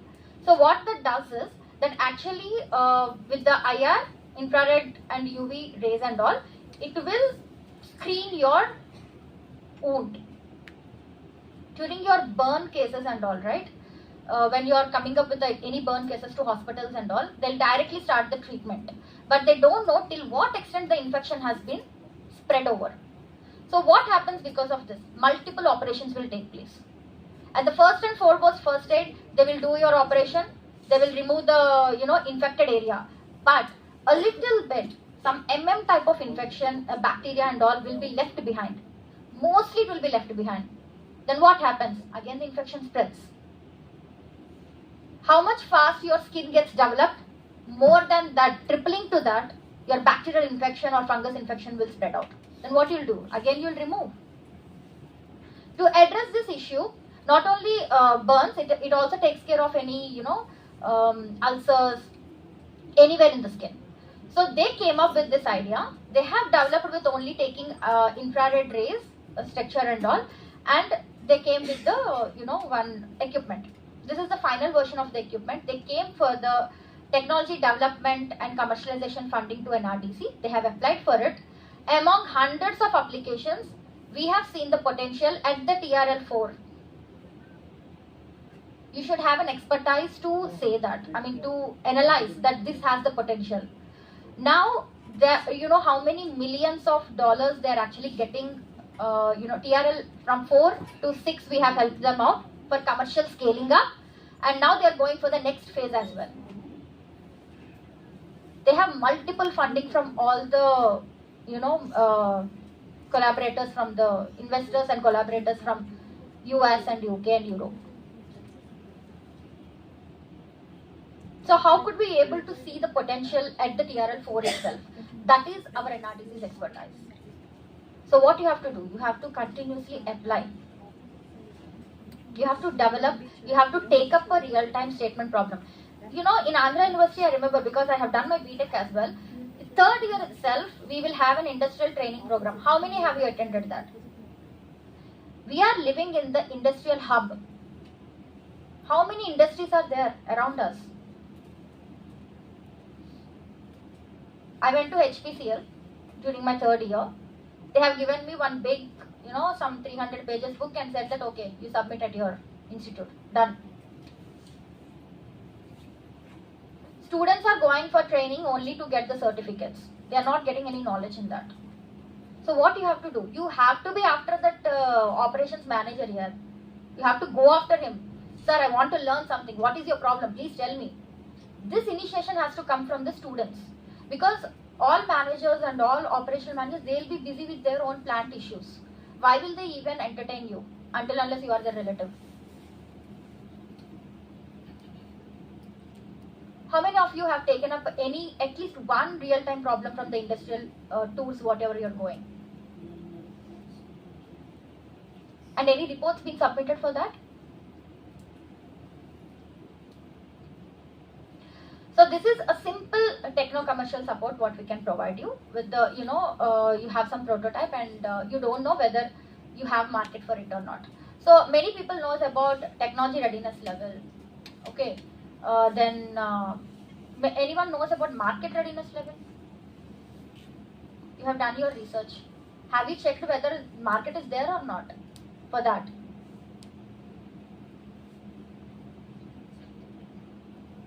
నేను ఒక్కడే ఏదో cinema వచ్చింది కదా మహేష్ బాబు, ఎంతమంది చూసారు? నేను ఒక్కడే. స్పైడరా ఏంటి మహేష్ బాబు? ఫ్లాప్ అయింది, అట్ట ఫ్లాప్ అయింది cinema. Why it flopped, It released in such a time where the film market is not ready to accept it. Kaleja, why it failed? People are not ready to accept Mahesh Babu in seeing as a god. Now they are ready. If it is released now, it would have been super duper hit, even pan India film as well. So whenever you're doing a research, you have to check now whether the market is ready or not for it. So that is called market readiness level. So whenever you're taking up a topic itself, for PhD, okay, MTech, BTech, I can understand. PhD also, you're not even checking your market readiness level. You are actually investing your 4 years on that research. Whether after that, can you go into the market for the commercialization stage? What you can do? You can do some market survey, assessment of your technology if it is already developed. So for those stages, you can apply for NRDC TCS support. So we will only do the market survey report and provide it to you, whether the market is there or not, whether you can go forward with it. Along with that, additionally, since we have the knowledge expertise and subject expertise, we can even give you the suggestions in our report. What all things if you do in this research, it can be upgraded till your market stage or your commercial scale up. Ma'am, can I ask a question? So when we are doing this TRL and if we are planning for commercialization, and once it is commercialized, I think we cannot patent it, right? No, nothing like that, ma'am. Once it is commercialized, it is open in the market, so will we still be It able is to not patent open it? in the market. When you are commercializing, you are actually entering into a document that is called agreement, technology, licensing agreement. In that agreement itself, it will be clearly written, where there will be negotiations. So that is the reason whenever you are commercializing to any party, they should not reveal your intellectual property until unless they take proper approval from you. They can sublicense it, but again they should enter into a bilateral agreement with them. So there is a legal term here. When you are saying that commercialization, the legal terms will come. Your negotiations will come. So NRDC will be in between, explaining you the negotiations. I'll tell you a very good example of this. Institute, National Institute of Ocean Technology, okay, recent one, last month only. So they have developed a drifter buoy, profiler, underwater profiler. So they have developed it. They are having a lot of pressure from their secretary that you have to commercialize it immediately, because we have the deployment and we have the coastal areas, we need the profilers immediately. So obviously we have the MOA signing with the NRDC and NIOT.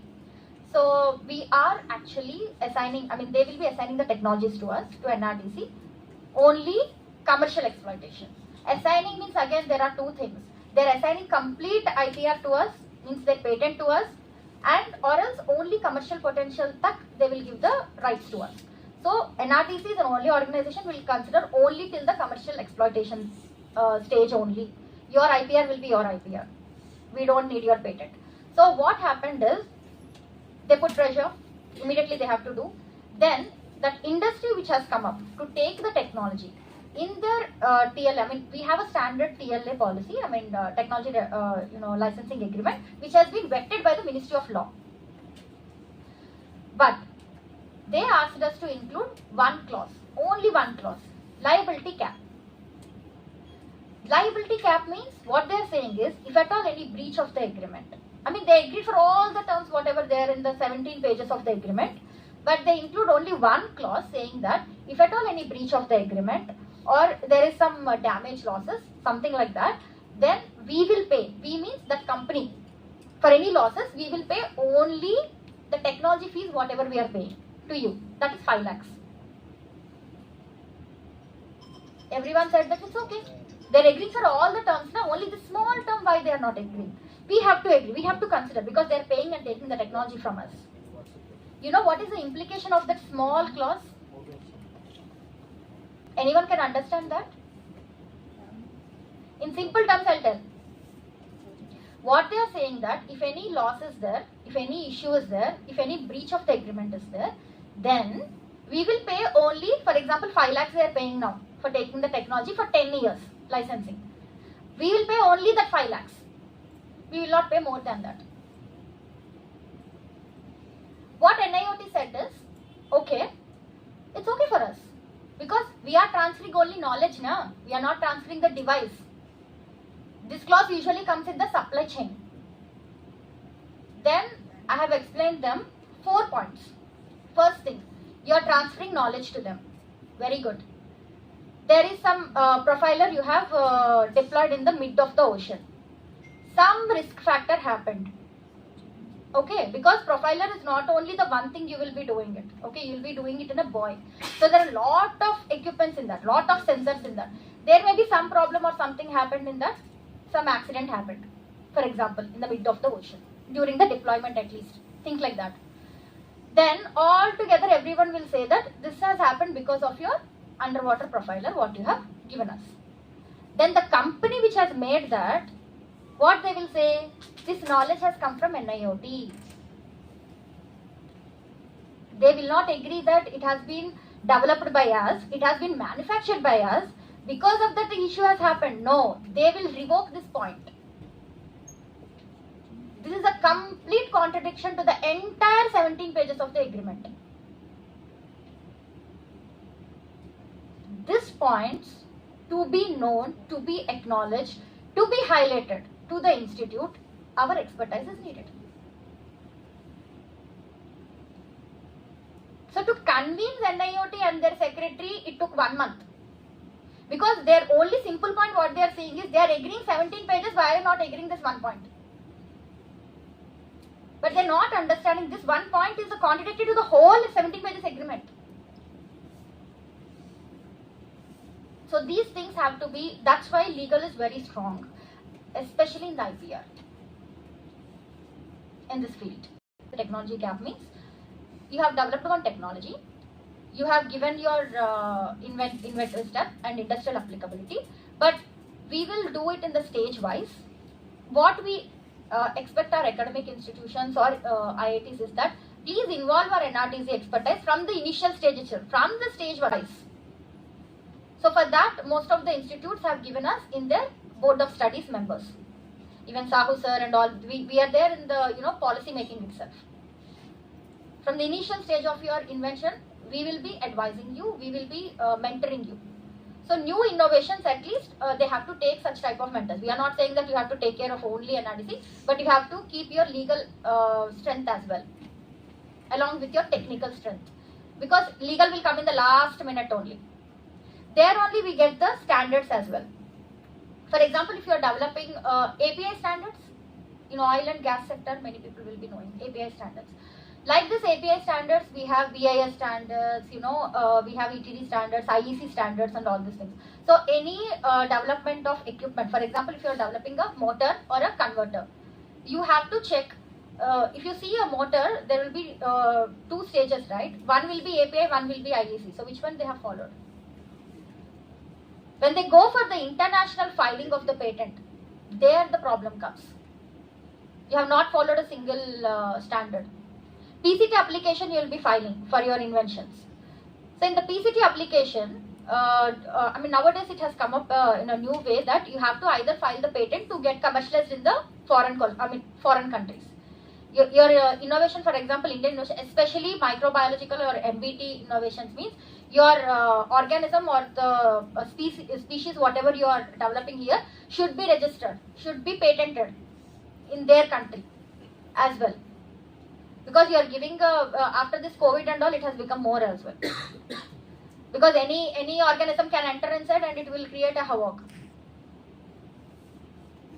So these rules and regulations, continuously changing rules and regulations, someone should be monitoring, and for that you need a department. It may be in industry or in the academic.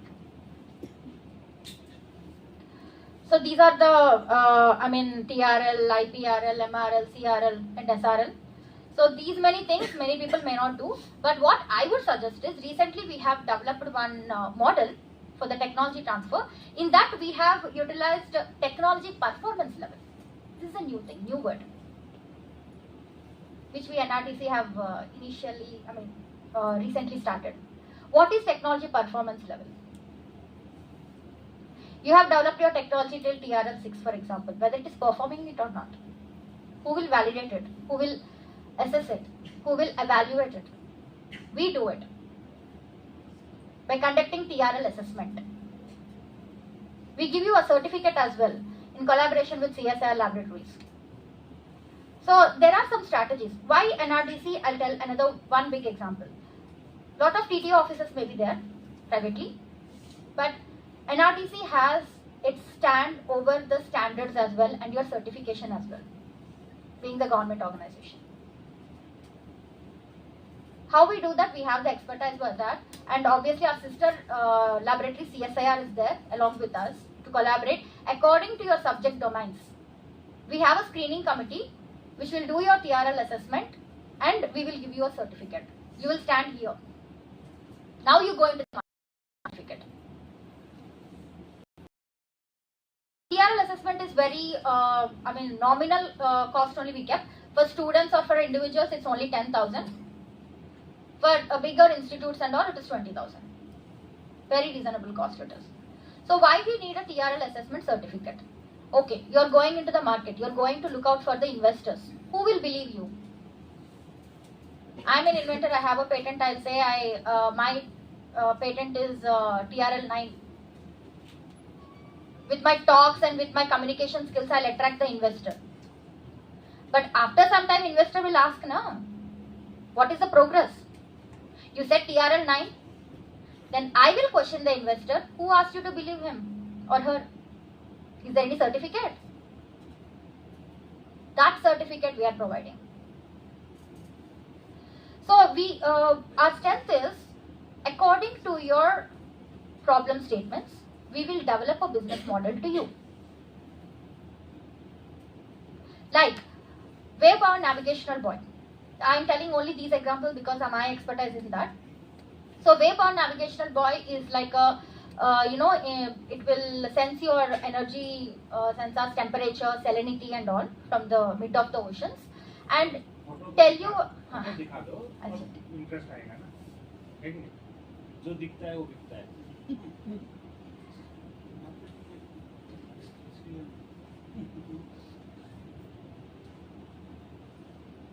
So this I'll tell you. This is a 5-stage model of engineering entrepreneurship. People are talking about engineering entrepreneurship. This I can provide it to you. This I can in any academic institutions and all. This I have developed especially for the students.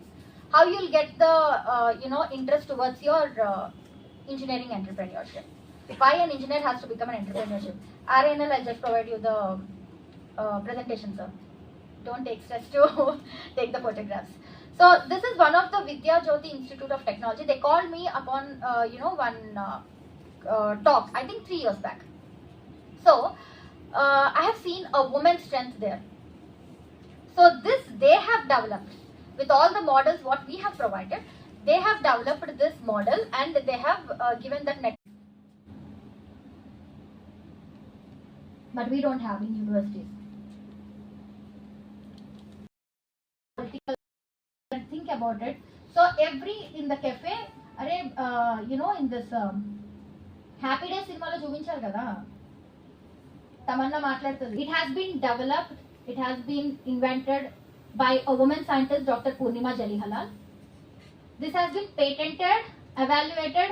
When I have evaluated this patent, due diligence, when I started it, I was not sure. How will we patent this? It's a very simple concept, na? Salt water and light. All organic chemistry will have. How will I patent this? I'll have lot of literature survey. You don't believe I did not find even one patent on this. So obviously we have applied for patent. This from my childhood, it's like a traditional knowledge for me, seriously.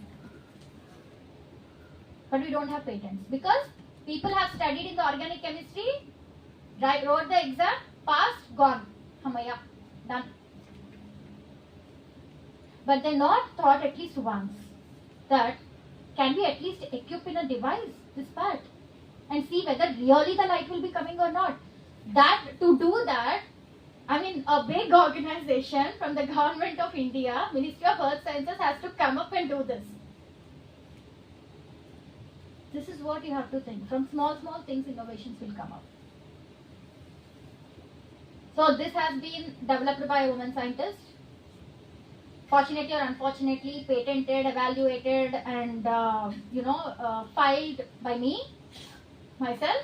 And even we have transferred this technology to a woman entrepreneur. So it's like a stage-wise woman developed innovation to invention, and invention to commercial scale, and then to the market. So this is the best example I can give you. That lady is from Visakhapatnam only. So she has taken Yella's, Ms. Bhagyalakshmi, and she has already manufactured it and launched the product during our USPTO program, and even presented to Ms. Kati Vidal. She is the USPTO director. Atau's friend also, so he can tell more about it. She presented me this light baby yesterday at MedTech Zone. MedTech Zone as well. Yesterday I shown to the governor there. During Diwali, she has actually donated this 108 lamps to all the fisheries, Kapulpada and all these places, no? So she has actually donated this lanterns. So this is one of our very much successful stories, and for this also, I think when they have awarded me this year, this is also one of the case study they have considered. So any doubts you can ask?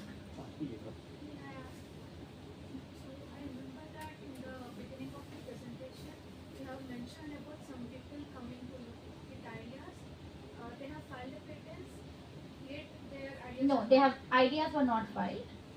Ideas, we will give you a suggestion like how to go about it, but not like any time you have to come during your internship, because we do have a procedure being a government organization.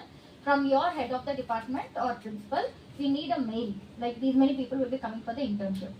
So you can apply for those internship and come to us. We not only we will share you the knowledge and all, we'll also train you up. Whatever work they have registered, some organization was not accepting them. So then you have mentioned a really strong point that you don't have any proper prototype. So regarding the prototype, I have one question, that always a prototype needed to be in a physical form, or can it be in simulation as well? Simulations can be done, but that cannot be patented. That can be filed under other IPs. You can do the simulations, but simulation also you are using one tool. For example, if you are going for the RSM, regression models, you are using Statistica. So that is already developed and patented one. You will not have your own simulations for now. So it is again a contradictory point. So in that case, if I would suggest if you are going for the patent, it has to be a tangible one. Okay? Physical form. Or else, if you want an algorithm, you can create. You can show me the simulations with your own algorithm. Your daughter is also using. So those things you can use, and you can develop the simulations. You can give me your structure for it, like how the simulations would be there. Your end product simulations would be there. Those can be copyrighted at the first place. So if I have simulation, maybe a copyright would be a better choice. Yes, if you have simulations, but you have to use publicly available. Yes.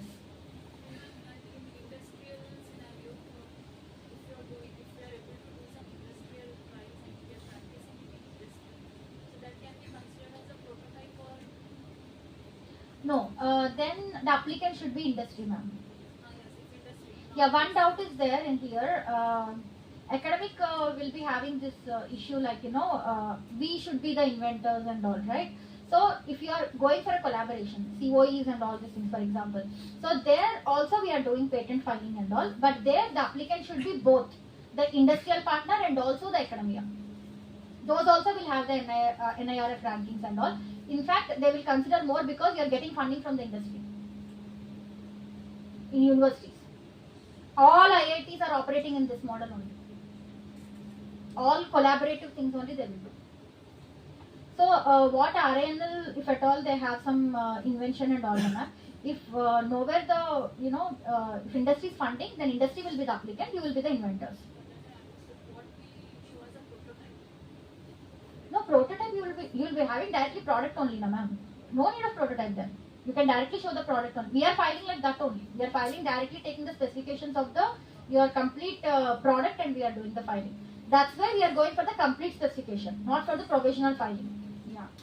So provisional filing, one problem is within 1 year again you have to develop it. So obviously in industries and particularly in PSUs, time is the main problem. Now we cannot do it on the fast basis and all. So we always prefer to go for the complete specifications.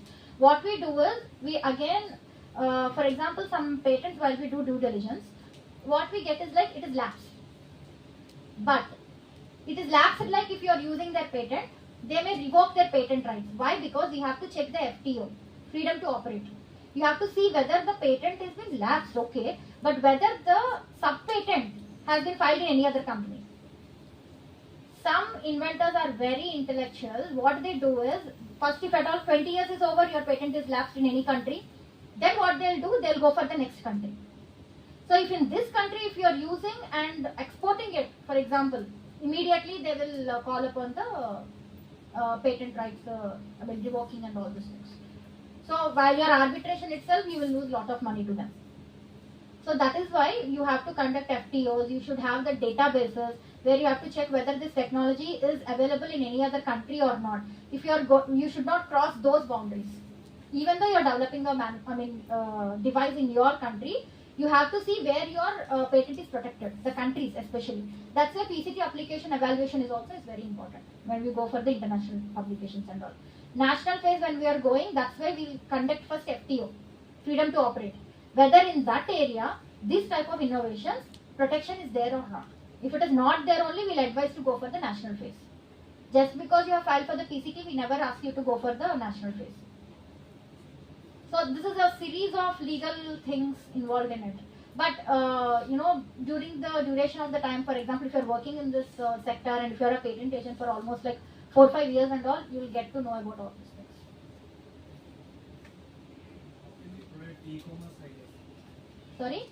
How can we protect e-commerce ideas? That's what, copyright. E-commerce, you can do it copyright.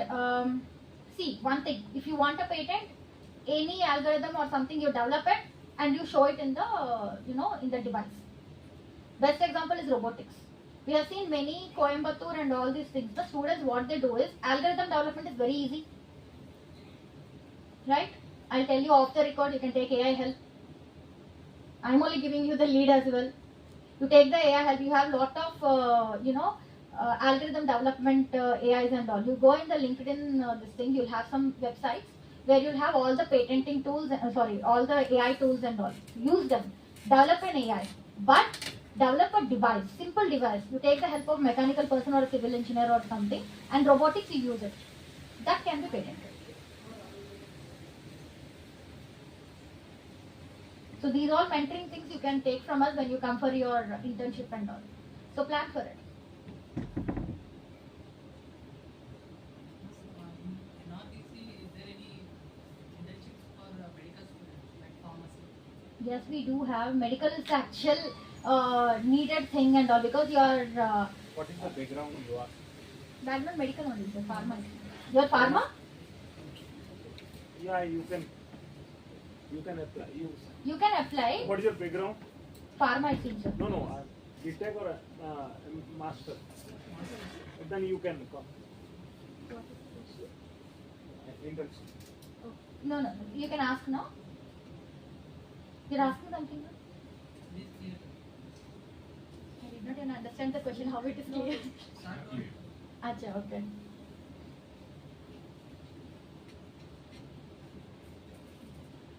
Okay.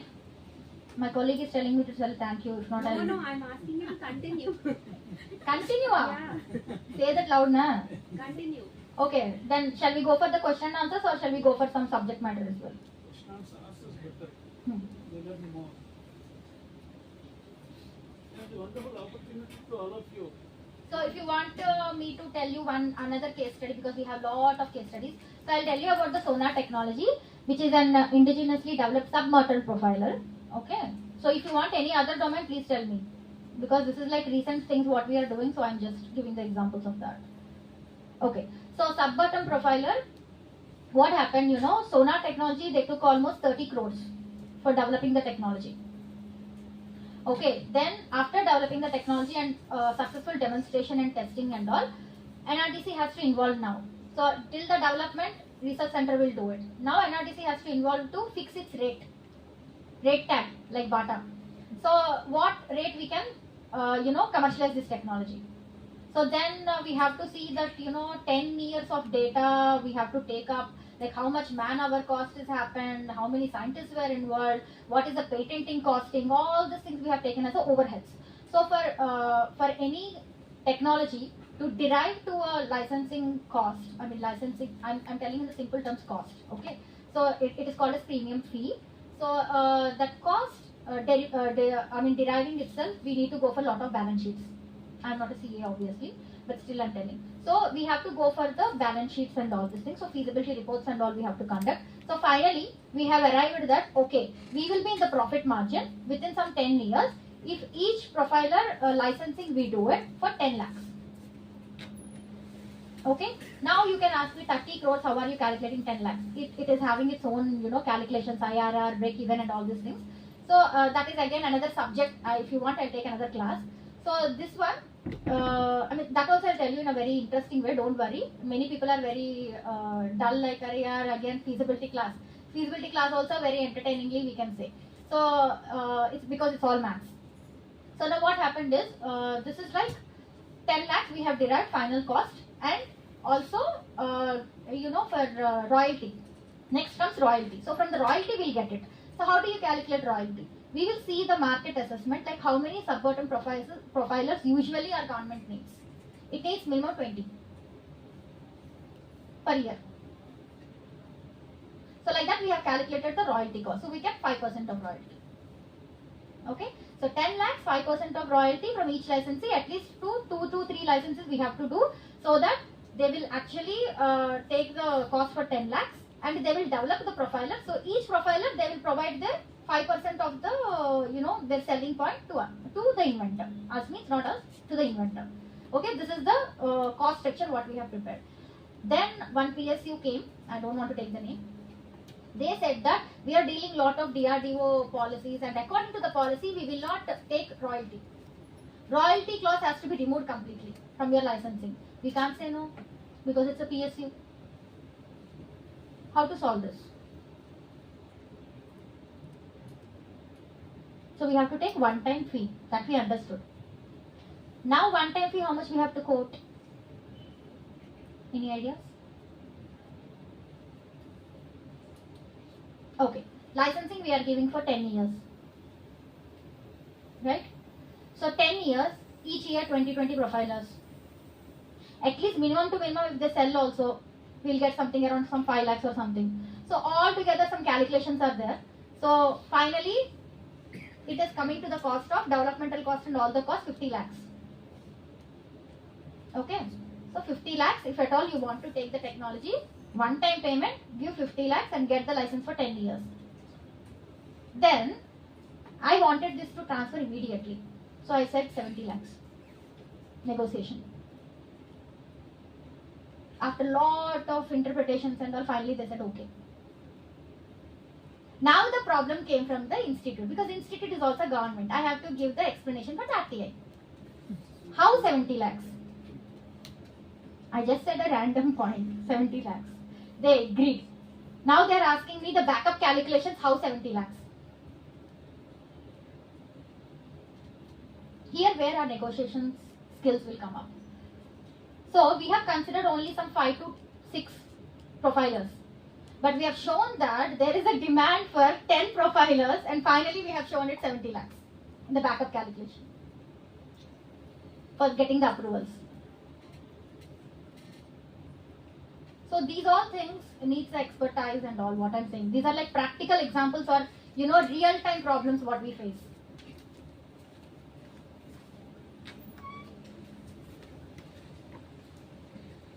So from academic to industries, the commercialization, these are the roadmap, simple roadmap what NRDC will follow.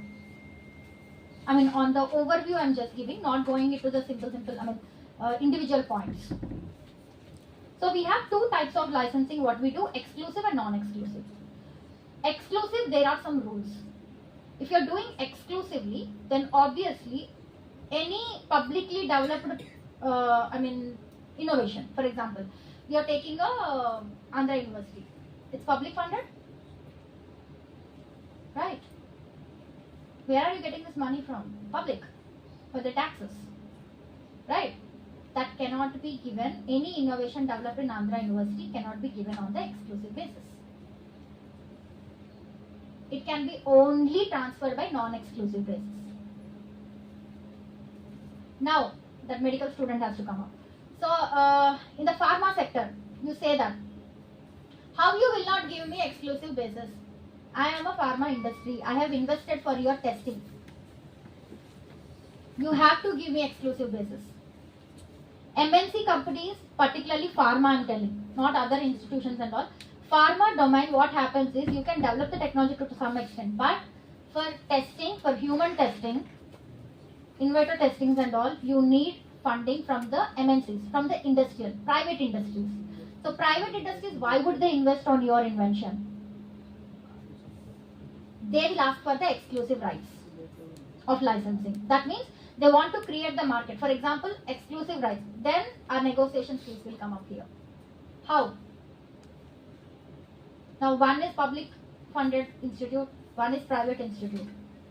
There we'll derive the boundaries in the negotiation.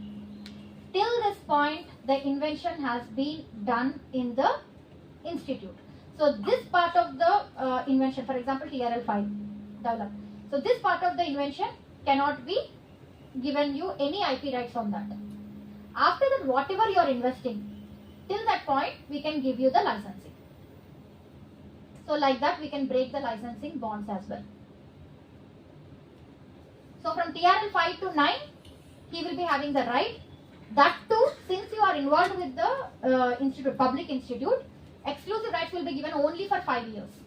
I mean, it can be negotiated from 5 to 10 years. We are giving you the market niche for 5 years to sell your product. So this is one of the negotiation clauses for pharma.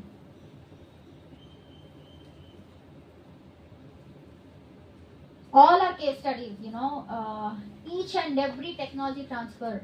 We have done 60 technology transfers from 2017 to till date. Each and every technology transfer has its own case study. So if you ask me, can you give me a technology transfer model, generic model, it's not possible. Only 80% of the proven model we can give you. The 20% of, the gap, that gap is there, that will be depending upon the domain specific, industry specific, institute specific, inventor specific. So all these things will come. Anyone having idea about circular economy?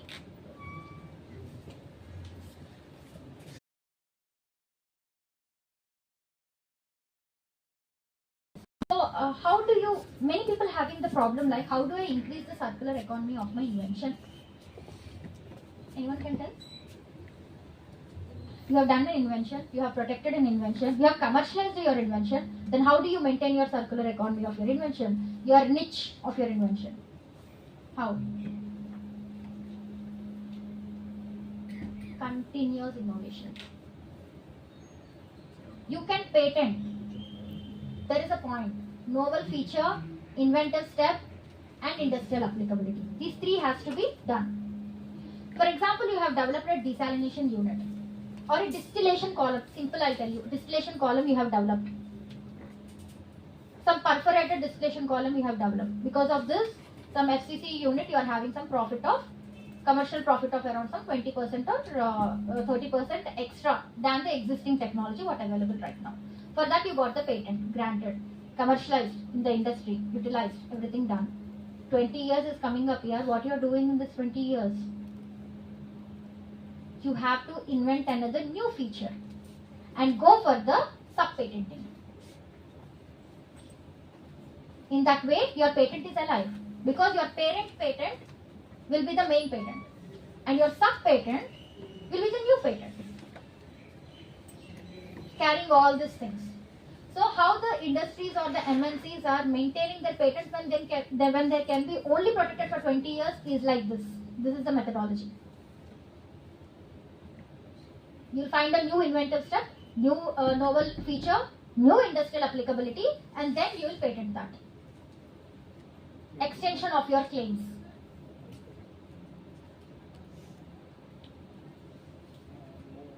This is an example of the circular economy. And coming to the commercial point of view, I'll tell an example. CSIR has developed a herbal technology. I don't know where it is. Which is a Nari technology. It's a herbal sanitary pads. So anyone used herbal, ladies, anyone used this herbal sanitary pads exported? This is actually developed, the USP of the product, I mean unique selling point of the product is, of the herbal sanitary pads, is that you will not have the itching or issues and all these things, especially for the young girls who are initially started and all, they have a lot of, itching issues and all these things, skin rashes and all. So this is made of the completely herbal formula, they will not have this issue. This has been developed and was patented and was ready to go into the market in 2015. But first commercialization we did in 2024 after assigning the technology. Can you tell me what is the challenge?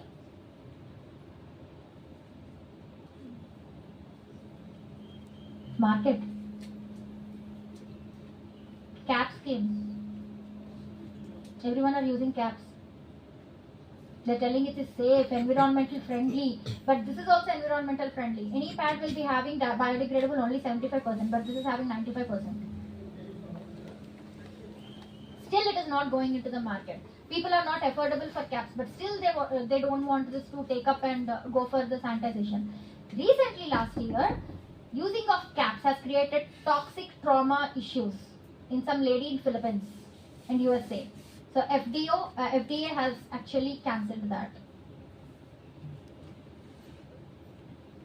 But in India, everything is saleable. What is that? Kinder Joy. Kinder Joy chocolate is readily available in India. It is banned in Canada and USA. Yes.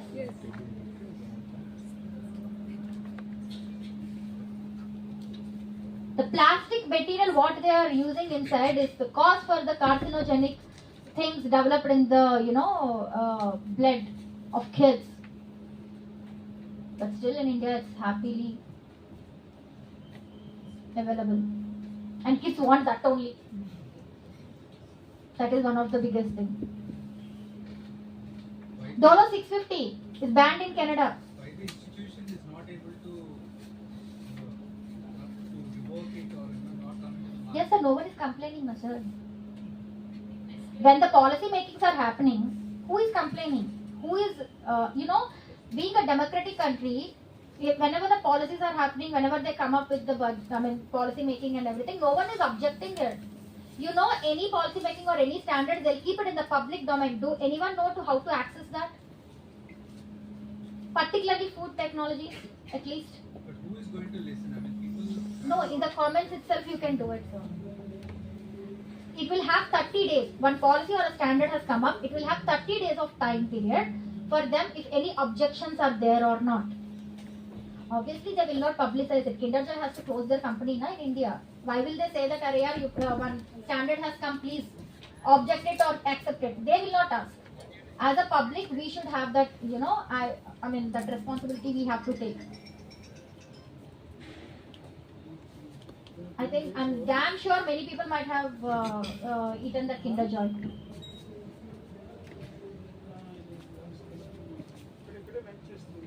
$650 is also not banned in Canada. But here we are using. That is a basic medicine. After delivery, they have given me $650 only. But it's having some side effects. Actually, it's not so much carcinogenic or not all these things, but it is having a side effects of kidney failures and all. So better not to take that. But for some cases and all, obviously they are giving. None? So any questions and all, or else I'll just. They can ask. My thank you slide is waiting for you all. Yeah. You charge the equity for marketization of products. Equity for what? For marketing others product. You charge. No, it's like a simple term, 70-30 or 60-40, it depends. Because all the legal advices what we are giving right now, we have to get our salaries. Now government means people will be expecting that, okay, since you're doing the services and all, please free of cost. Of course we do the funding and everything, the awareness programs, all free of cost only. But we have to be self-sustainable. Right? Anyways, not only equity model. For example, if you are giving TDVC funding and all, for example, what I spoke about. In the first phase, we are not asking you equity. First phase is 1 crore. When you come up with the prototype. Potential prototype. Okay. Just give 1-2 examples. I have already given, sir, that Adivu. So, first phase is 1 crore. But you should have some funding from your institute as well. So first you have to spend the money and we will reimburse it immediately within 15 days. So that model. Okay, but every time you first funding, if you keep it ready, first milestone, next milestone onwards, this milestone amount will come and you'll do it kacha. How many people are there, that when you do your engineering and all, you'll have scholarships, right? Yeah, first year scholarship, second year you'll use, second year scholarship, third year, like that milestones only. This is same way, like that. Okay, first milestone you should have money. So first year fees I should have for your prototype. So that is TDVC. Second phase, if you are going, that is also 1 crore. That means, for example, if you say the prototype is TRL 4. So you want to upgrade it to TRL 7. Then from 7 to 9 procedure is there, that is phase 2. For that you need more funding and prior funding. Somehow if you are able to demonstrate it, complete it to TRL 7 or 6, then we'll fund it for phase 2. Phase 2 will ask for the equity because then your product will be going into market. That is negotiable. Up to that only development. Your technology is being developed with that 1 crore. Second crore, obviously we will ask, because you're going into the market with our funding. We cannot ask for what. But obviously that is also on negotiable basis. If you're having lot of demand and all, we may end up with only 2 to 3% equity, which is very negligible. That is very negligible because from the government of India we are funding it. So 75% will be priorly we will give you amount in the 1 crore. That's it. Okay? Sir, they are having questions. Yeah, please. Where can we access these policies? Company policies? Company policies, BIS, IEC, API, these are some of the policies and all. Okay, Bureau of Indian Standards, you can get all the policies. You have some 78 or 80, national committees. But you'll have one policy around some 60 pages. So think about it. Each ministry will put their policies in their website, and they will also ask the comments of the citizens. They give, as she said, they give 30 days notice. So within that 30 days period, you can respond and go through the policy and give your suggestions. If then also they are not responding, give it in the tag PMO office and give it in your Instagram. Immediately, X they will respond. You can write a letter also to PMO office. You can keep it in the LinkedIn. Now social media is being very active. So if some thing you want to write, you can do it. But you have to comment first there when they release it. Question and answers is over. So thank you. Anything else you can just come up.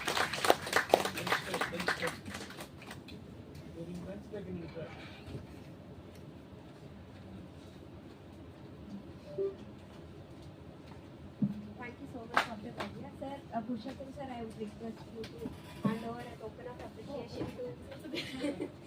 Great privilege. Sir, it's my privilege, sir. My guru I'm getting. Anindya ma'am. Oh my God. Krishna, I got it. Thank you, sir. So I have a small announcement. Can you hear me? I have a small announcement to make. Those who are registered for the workshop today, there are further sessions that are happening in the second half. So post the sessions, the sheet will be circulated. Only after signing the sheet, you will get a e-certificate for participating in the workshop. So because of the weather, there is a slight delay in the lunch. So I would request you to kindly freshen up meanwhile. By that time, the lunch will be here. We'll meet again by 2:15. Okay, there are 2 more sessions. Both the sessions are on patentability, patent assessment, invention disclosure, and filing and prosecution of patents. So very important session. So I would request you to kindly have your lunch, freshen up, and be back by 2:15.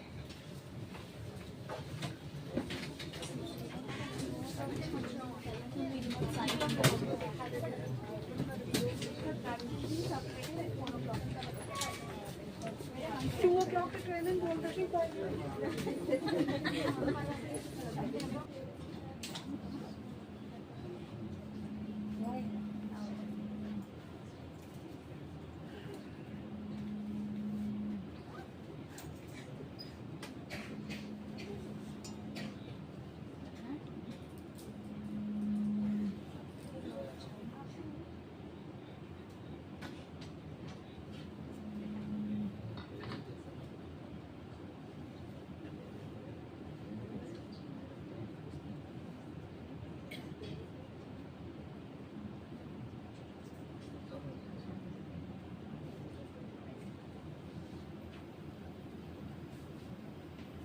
Sorry, he ruined it on purpose. He knows how to make one. Step 1. Get 2 pieces of bread out. Got him. Get. So the task over here is father has asked his kids. Father has asked his kids to write the SOP to prepare a sandwich. Okay. A butter knife and get some PB. Take 1 piece of bread, spread it around with the butter knife. No, Dad, with the peanut butter. I'm just doing what it says. It says take 1 piece of bread, spread it around with the butter knife. Hold on. Get some jelly, rub it on the other half of the bread. No, Dad, open the jelly. Well, it doesn't say to do that. Put the breads together on top of each other. Take a big bite. This doesn't taste like a peanut butter real chocolate. Fail.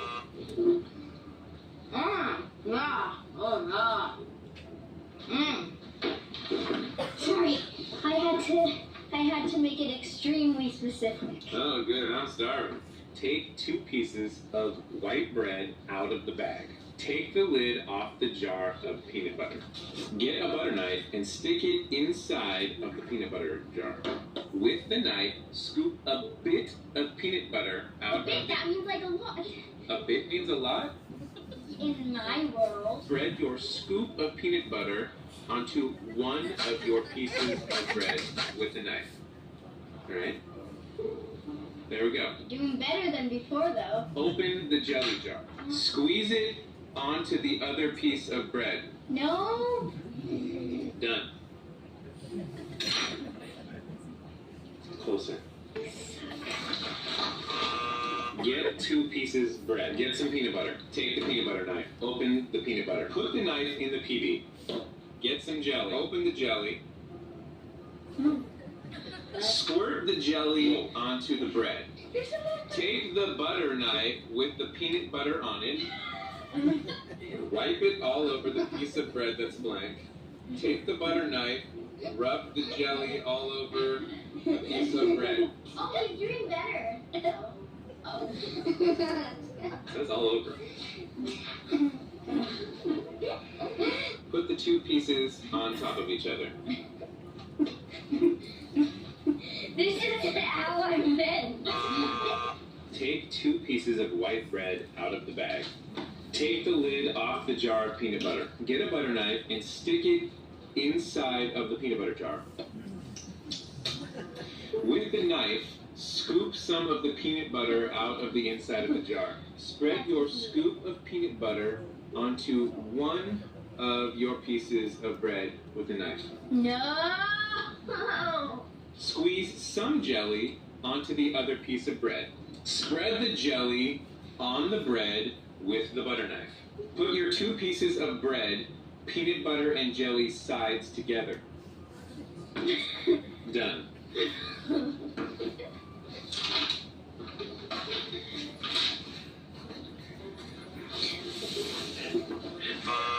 Get 2 pieces of bread. Get some peanut butter. Get some jelly. Open the peanut butter. Get a butter knife. Put the butter knife in the peanut butter. Take the butter knife out of the peanut butter. You did it wrong. No. Take 1 piece of bread and take the butter knife that has the peanut butter on it. Spread it all over the top of the piece of bread. Dad, That's the top. I mean the sides.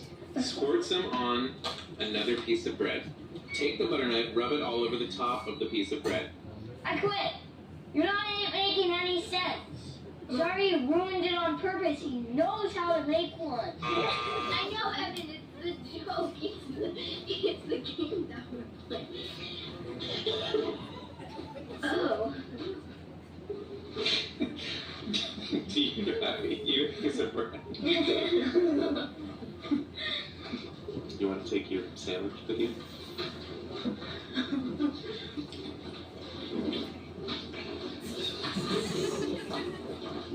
Oh, this is wrong. This looks like another sandwich. I'm glad I made that for you. Mom, what's up? Yeah, go take that one to mommy. Okay. I edited a bit. Take 2 pieces of white bread, take the lid off the jar of peanut butter, get a butter knife and stick it inside the peanut butter jar. With the knife, scoop some of the peanut butter out of the inside of the jar. Spread your scoop of peanut butter onto the face of one of your pieces of bread with a knife. Squeeze some jelly onto the other piece of bread. Spread the jelly on the bread with the butter knife. Put your 2 pieces of bread, peanut butter and jelly sides together. Done. Now eat it. Not the best, Well, you made it. but I think it qualifies. That's a win. Woo!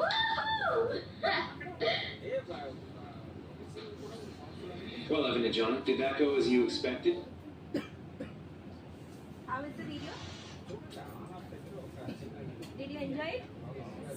What did you learn from it? Can someone tell me your learning from the video? Steps must be specific. It must be specific. Right. Clear. And clear. Clear, right? Yes? In detail. In detail. Detailing, right. Next?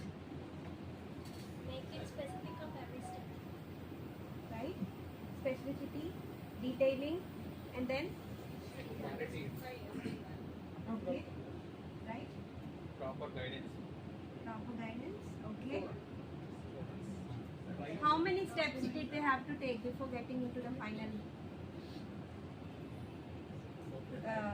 final script, right? You have seen it. They have almost done it for 5 to 6 times, right? So this is what happens with our inventions as well, right?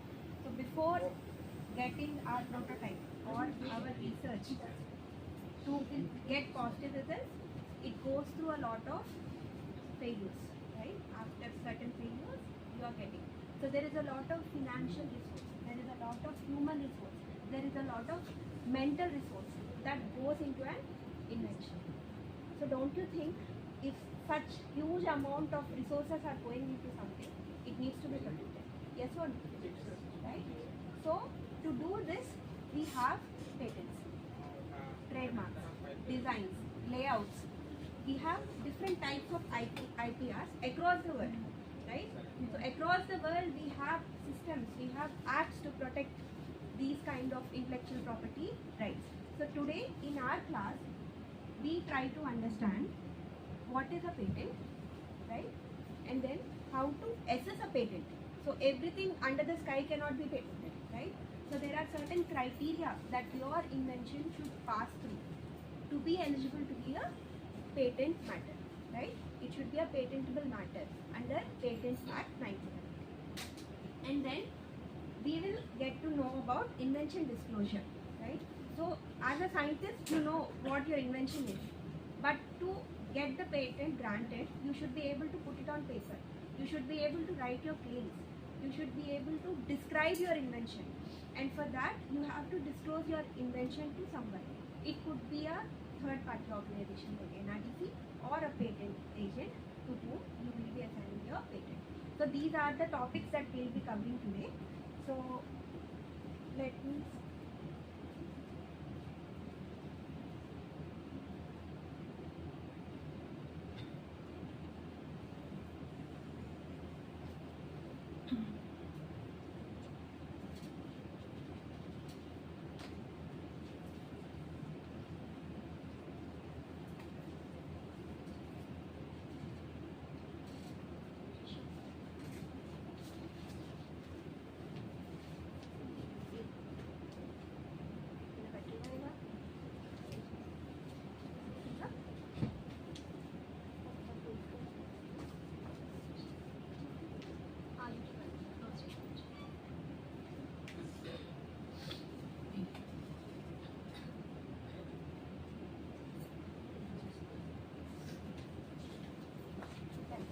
So let me introduce myself. This is Preeti Niharika. I am Deputy Manager at National Research Development Corporation.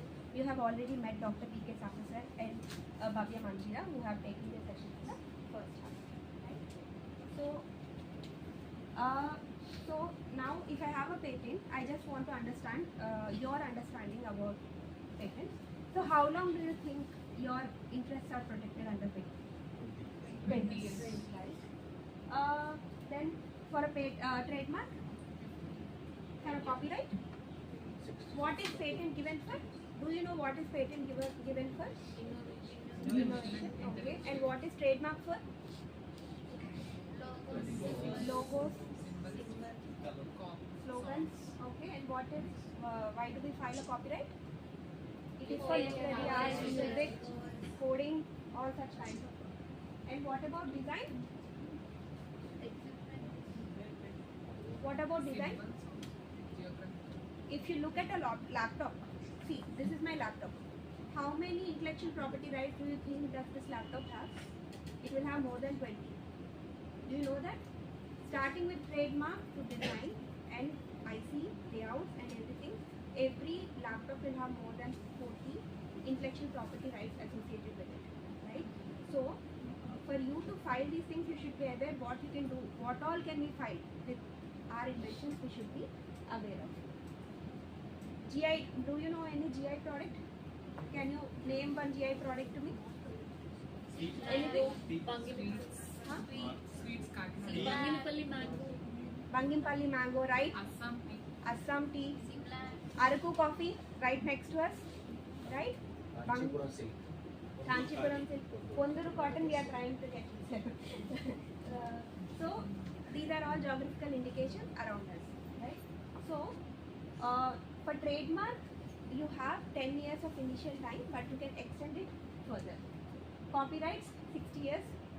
Patents, 20 years, and it is not renewable. After 20 years, your patent is open for everyone. Okay? And do you know what is a trade secret? What is a trade secret? How is it different from patent?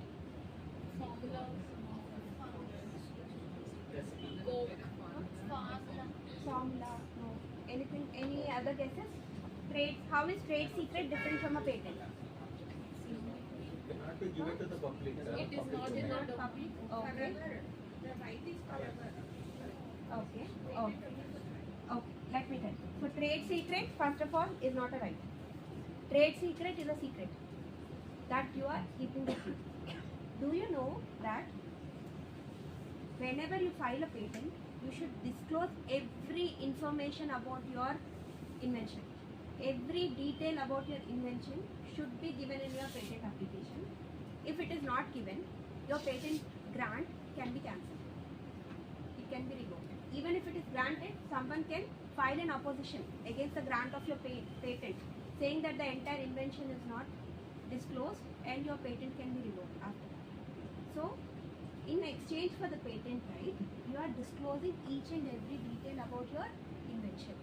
So this is a huge risk that you are taking while applying for a patent, right?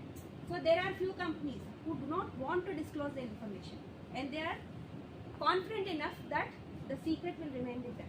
They will not share the secret formulation, whether it is formulation or the process or whatever it is. They will ensure that it is not publicly available. But if it gets revealed, there is no legal protection against it. But if you have a patent with you, you have legal protection against your invention.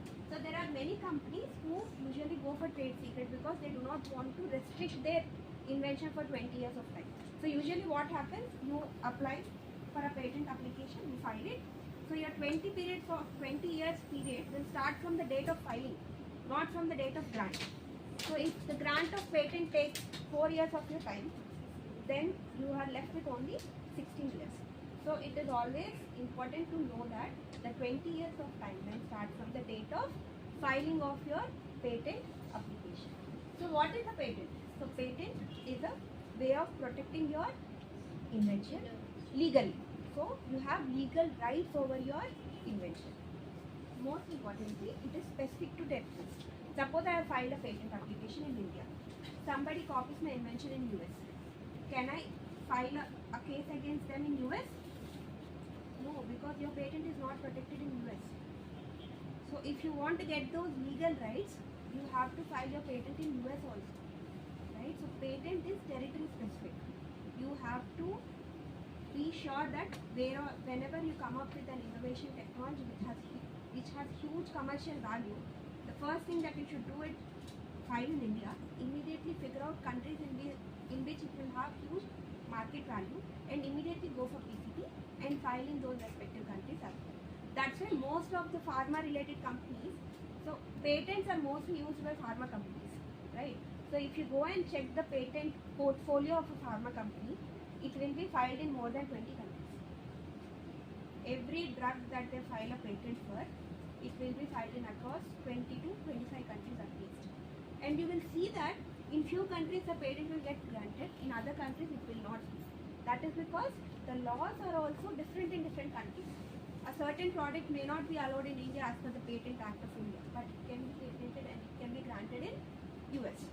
So the entire patent system is completely territory specific. But there is an organization there are organizations like WIPO and all who oversees the patent acts across these countries and try to have some synergy between these acts. There are certain things which are common across these nations. 20 years is the period. Every country. Almost the filing procedures are same, but the timelines will vary, right? The definition of patentability matter, is almost same in most of the countries. There are certain things which cannot be patented in as per Patent Act. That will vary in different countries.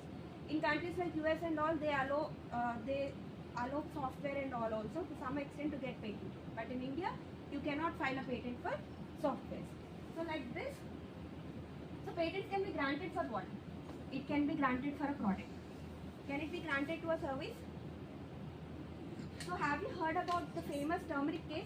How many of you have heard about what is it? Do you know what the case is? Other countries claiming that turmeric is a patent for our country. Okay. So there is a university in US which has applied for a patent, which the title of the invention talks about the healing properties of turmeric, right? So this we know for centuries, right? And unfortunately the patent has been granted as well in US. And then our own organization, CSIR, right? CSIR has filed a notice of opposition against the grant of the patent, saying that this is the traditional knowledge of India. How can the US applicants get a patent application for this, right? And then immediately the prosecution has started and the patent has been rejected. The patent which was granted earlier has been cancelled. So there are certain things which can be patented and there are certain things which cannot be patented. What can be patented? Products, processes, components, formulations, all these things can be patented. Patented inventions must be new and not obvious, and they should solve a technical problem. There should be a technical backing to your invention. It should lead to some technical advancement over the existing system. Only then can the patent be granted. So what is the benefit of patents? Everybody knows. What are the benefits of patent? Having a patent? Legal protection, right? So what will you get if you have legal protection? Licensing. One of the major advantages of having a patent is you can license the patent to. Patent is like a mark which says that your invention has high potential and high commercial value. So once you have a patent, your invention can be licensed to someone who can bring the product to the market, and you will earn royalty over your invention. So you can share your patents. You can have, if you are a company, you take top companies. See, all top companies. IBM has nearly 8,504 IPRs. LG has 4,388. So if you look at it, all the big market leaders in the current ecosystem, all of them have this intangible assets attached to their financial statements. So all of them have their patents, copyright, trademark, design, whatever it is. If you look at a toothpaste, you will find trademark. You will have design on it. So there are nearly 10 different IPRs in everyday items that we see. These days we are seeing Atomberg. Have you seen an Atomberg fan? Yes or no? Yes. So they have a patent BLDC motor, for the BLDC motor that they have developed, they have a patent, right? For the design, they have a design patent. So like that, they have n number of IPRs filed with them. Any company which is outperforming, you can see that there are some trademark or patent or design or IP which is attached to their market. So this is a paper in which they have tried to study what are the, so come on, we are filing so many applications, right? But how many of those applications are actually being granted? So in that study, they have seen that around 45,379 patent applications were filed in India. Okay, out of them, 29,000 applications were withdrawn or abandoned by the applicants. Okay, and nearly 3,200 patents were rejected. And what are the grounds for rejection? The grounds for rejection are that the invention is not novel, it is non-obvious, and industrial applicability or non-patentability criteria. So these are the major reasons that the patent office is saying to reject the patent application. So in this session, we will try to discuss these things. For you to understand these terms is important for your application to not get rejected. So you should know how to check whether your invention is novel or not. You should know how to see whether it has industrial applicability or not. What is industrial applicability? What is patentability criteria? What is section 3 and section 4? Have you heard about section 3 and section 4 of Patent Act? Did any of you heard about it? Hear about it? So section 3 deals with non-patentable matters as per Indian Patent Act. Right? So first and foremost thing that you should know is patentability criteria. Right?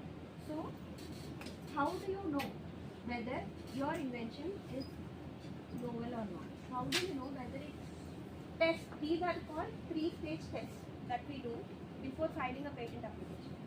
See, you have not tested these things. You have applied for patent. Anyways, it will get rejected. Your whole effort, money, all financial resources will go wasted. So first you have to take your application through these steps and ensure that it passes these things, and only then you file your patent application. So what is novelty? Can anyone tell me what does novelty mean? What is novel? What is novel? New idea. Was not available earlier. Yeah. So if you say that your invention is novel, it means that your invention is not available in the public domain till the date of filing. Date of filing kana mundu, the invention should not be available in any public domain. Be it mere publish చేసిన paper అయినా సరే, if it is available and the timeline is more than 12 months, then you cannot, your invention itself will come as a prior art for you, right? So it is very important to know how much you should disclose, how much you should not, when you should disclose and when you should not. So novelty test ante entante prior art search vinnara. I think in the morning session ma'am, Ananya ma'am and Bhavya ma'am spoke about prior arts, right? So for this test to pass, you should do a prior art search, right? And the next one is inventive step. What is inventive step? What is an inventive step? Technical advancement should be there in your invention. Only by having technical advancement, it's not important. It should have an economic significance. Say you have come up with an invention, okay, completely new process, okay, to resolve something.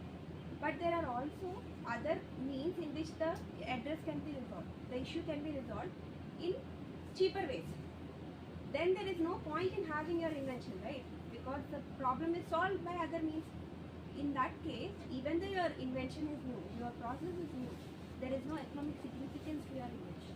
So it is important that your invention will take care of both the components, which is economic significance and technical advancement, right? And the most important thing is industrial applicability and utility. It should have an industrial value. It should be useful for industry. The product should come to the market and it should be available to the end consumer. only if all these three factors suffice your invention or your innovation, only then can you go ahead for patent. So does that mean if all three are satisfied, you can go for a patent? No. So then comes section 3 and section 4 in place, right? So pharma students are here, right? So here I'll talk about one section which is very common in faced by pharma-based invention. Okay, so I'll highlight you that section. Please go and study such papers and such patent applications which have been rejected because of that clause. Okay, so we'll start with section 3. The first one is Newton's law. Anyone tells you? Newton completely ఎవరికి తెలియంది discover చేశారు కదా. Do you think he should have patented? Patent గురించి తెలుసుంటే ఆయన patent చేస్తుంటే బాగుంది అంటారా?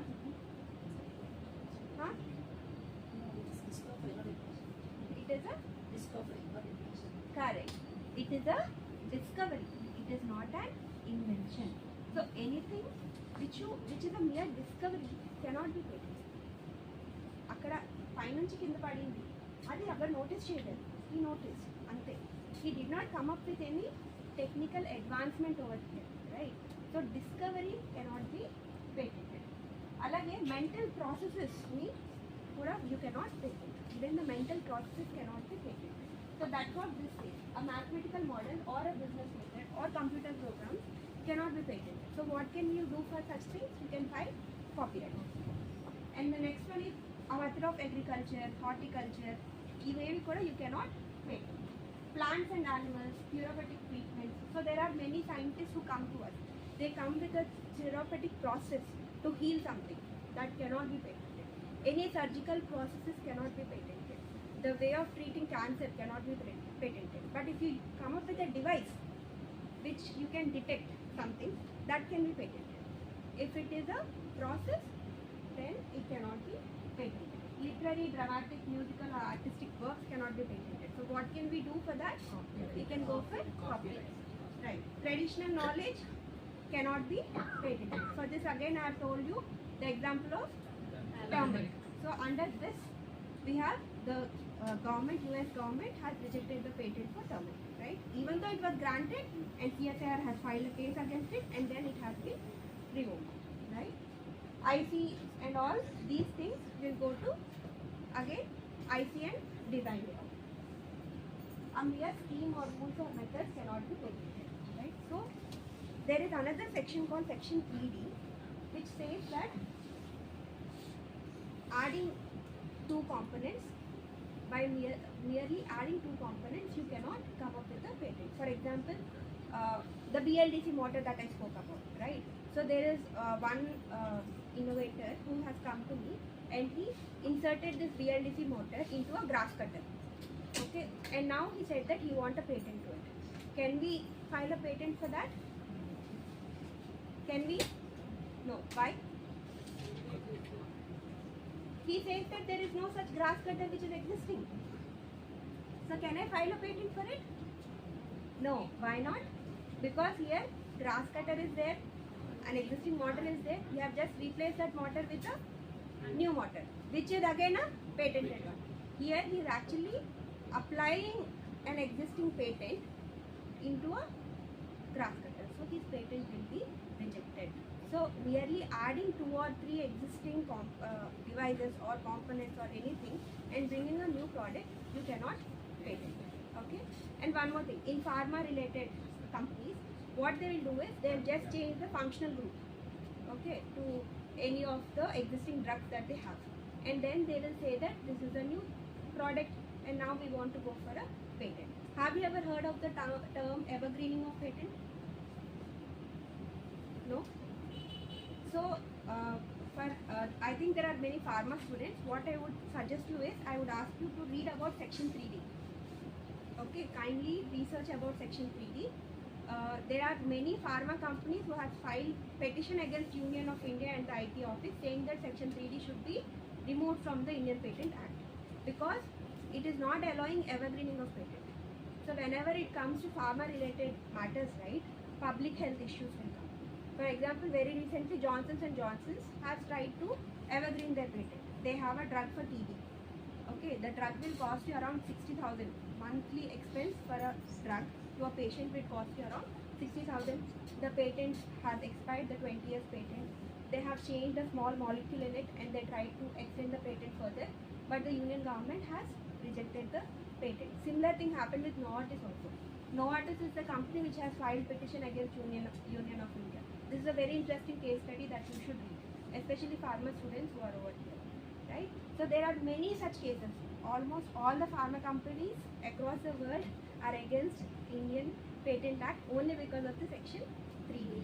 So section 3D, what it says is that just by replacing a small functional group or something, you cannot file a patent unless and until it has a significant effect on the final end result. Right? So you have to prove that.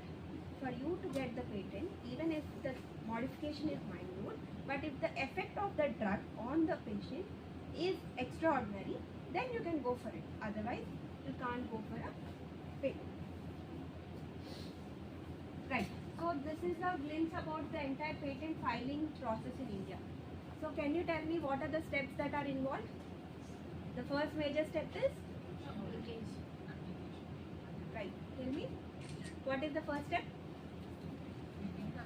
Prior art search. First thing is to see whether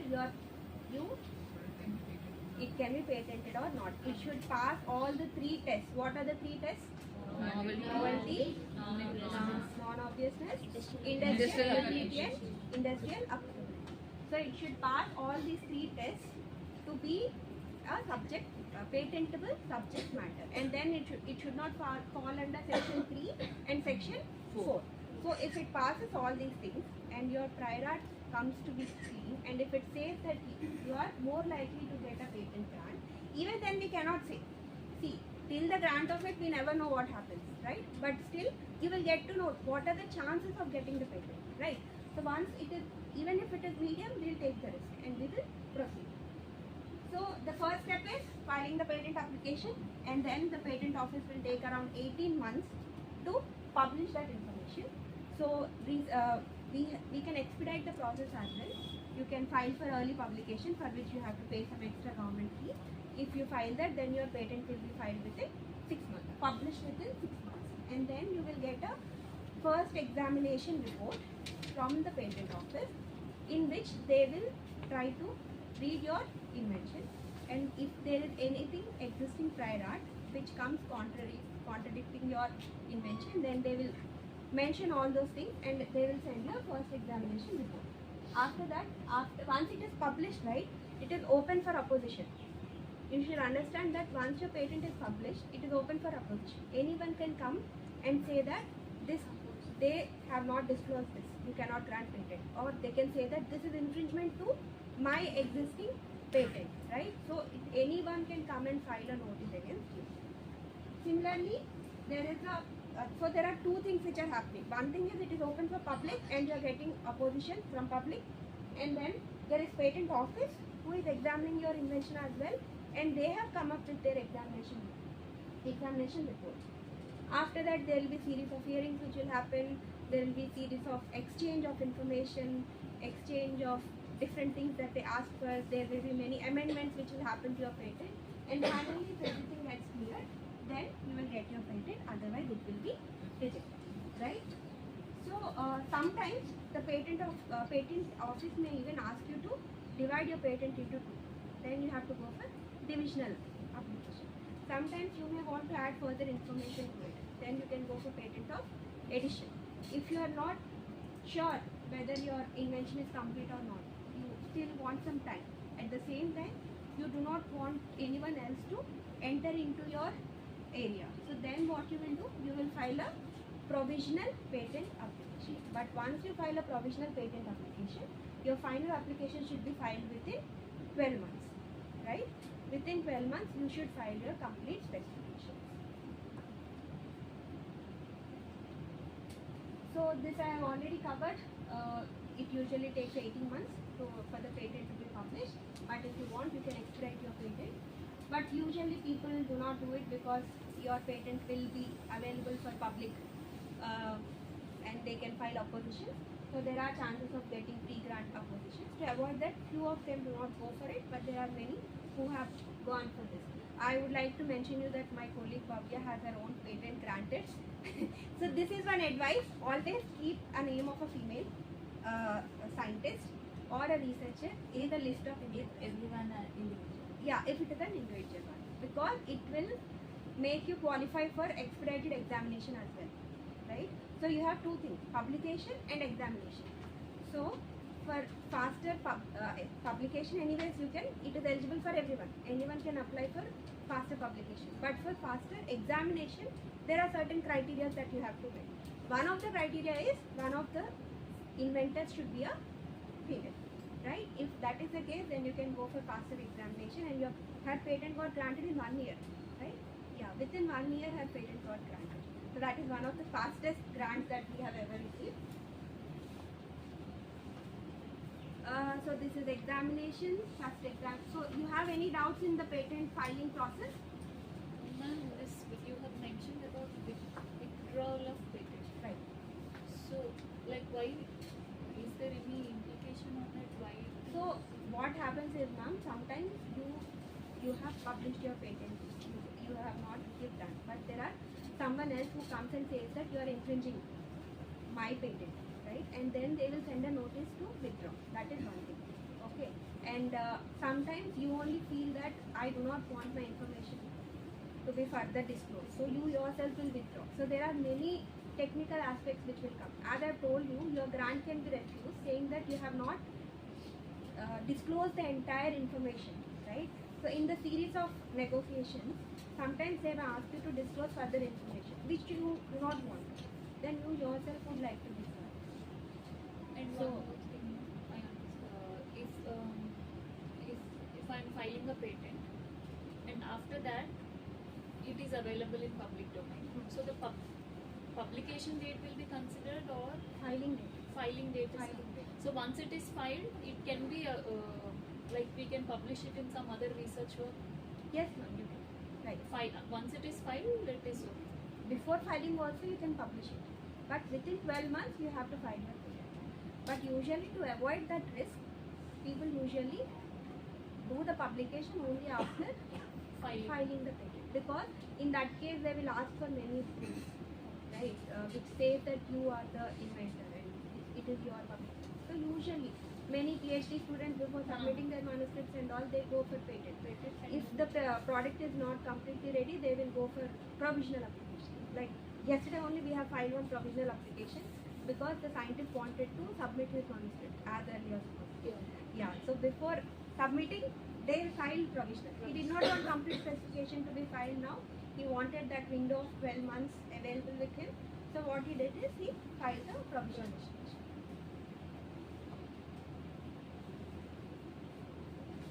So we know that we have our patent rights for 20 years, but is it for free? Do you think you cannot claim your patent right over here because it is not mentioned in the claim? So claims are that important. So anything which is not mentioned in your claim is not your right. Anything which is not claimed is not your right. So this is a brief about patentability assessment. So now I'll just take you over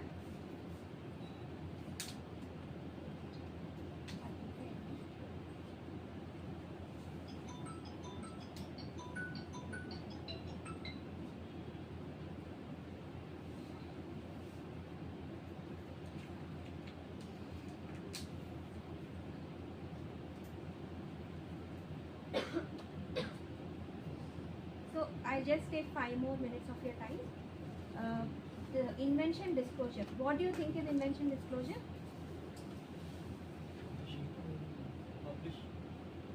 No. That is, after filing, your application is published. So when does this invention disclosure step happen? So you have your research done, you have your idea patented, prior art search and everything, okay, but you do not know how to do prior art search. So what you will do, you will go to an expert who can do that. And at that point of time, what you should do, you should disclose your invention to someone. Right? So usually this happens to a third party like us or patent attorneys like no patent and IPR.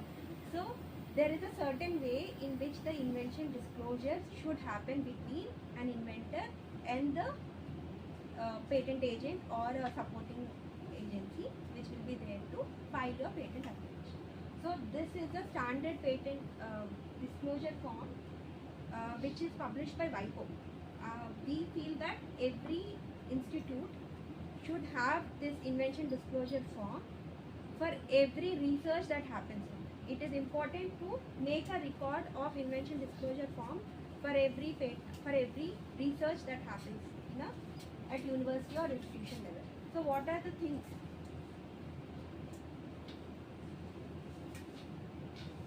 So these are few things that the institute or the university should ask their inventors to disclose about.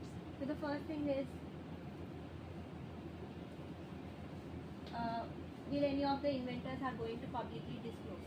The university should have information about this. Title of the invention. They should have details about every inventor. Usually what happens, every time we face it, especially during licensing, for inventors, one of the inventors is not there. He is not in their records. They don't know how to reach out to them, right? So it is important to keep a record of every inventor, and then these are the few things that you should follow while coming up with it. The first one is, what problem does this invention solve? So there are steps which have been explained on how to write this as well. So this application, I will share it to all the people who have registered in the link. It is all self-explanatory. It is important to make a record of all these things in any educational institution or a research institution. What problem does this invention solve? What is the stage of development of the invention? Describe the invention in detail. As I have already told you, your description should be in detail. What dates did you create the invention?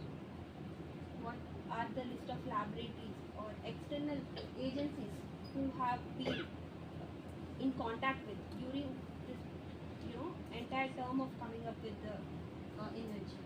You should have the record of all these things. What is the competitive advantage that we have? What are the technical applications? Research studies that you are planning to do in the next 12 months of time, right? So it is important to have a complete list about the entire invention. Who are the collaborators who are involved in it, right? So I'll share this. This is self-explanatory. It is important to have a record of all this, whether any software is used or not, details about it, external authors, third-party coding software, prior. Then comes the prior, which we have already discussed. Market information also we have to have these things, because if there is no commercial value, there is no point in going for patent. And then the final declaration and signature, right? So invention disclosure is equally important for you to get the patent. So till now, if you have any queries, you may ask. Yes. About Trade secret. Trade secret. Is it disclosed to authority? See, trade secret is not a legal right. If you want to get it legal, you have to apply for patent. As I have already told you, there are few companies, they do not want to reveal their process, because in exchange for patent rights, you are disclosing your entire information over there. That is for a period of 20 years, right? So if you do not want that to happen and you want to have that perpetual right over your invention, there are the other way of doing it is keeping it as a secret, right? So whoever comes in contact with us, you have your confidential agreements with them. So you will not reveal the entire chain of activities to one person. So you have to take the checks and balances to ensure that your invention is not revealed completely. Right? Anything else? Any other queries? So Thank you, Preeti, for your insightful presentation. Now I would invite Dr. Purushottam sir to acknowledge our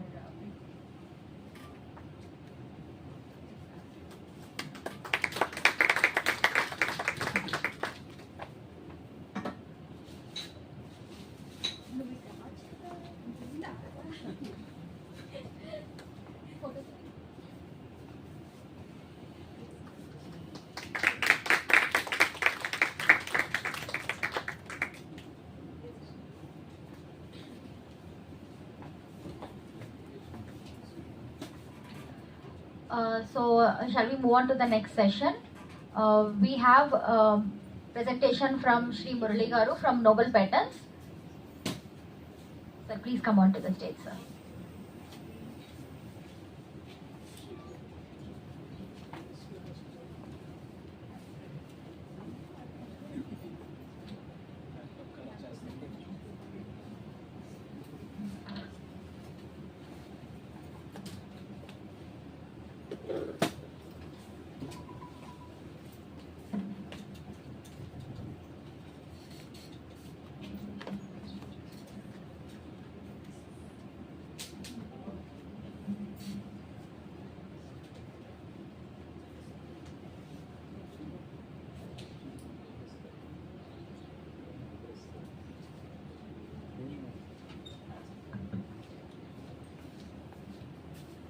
Good evening, everyone.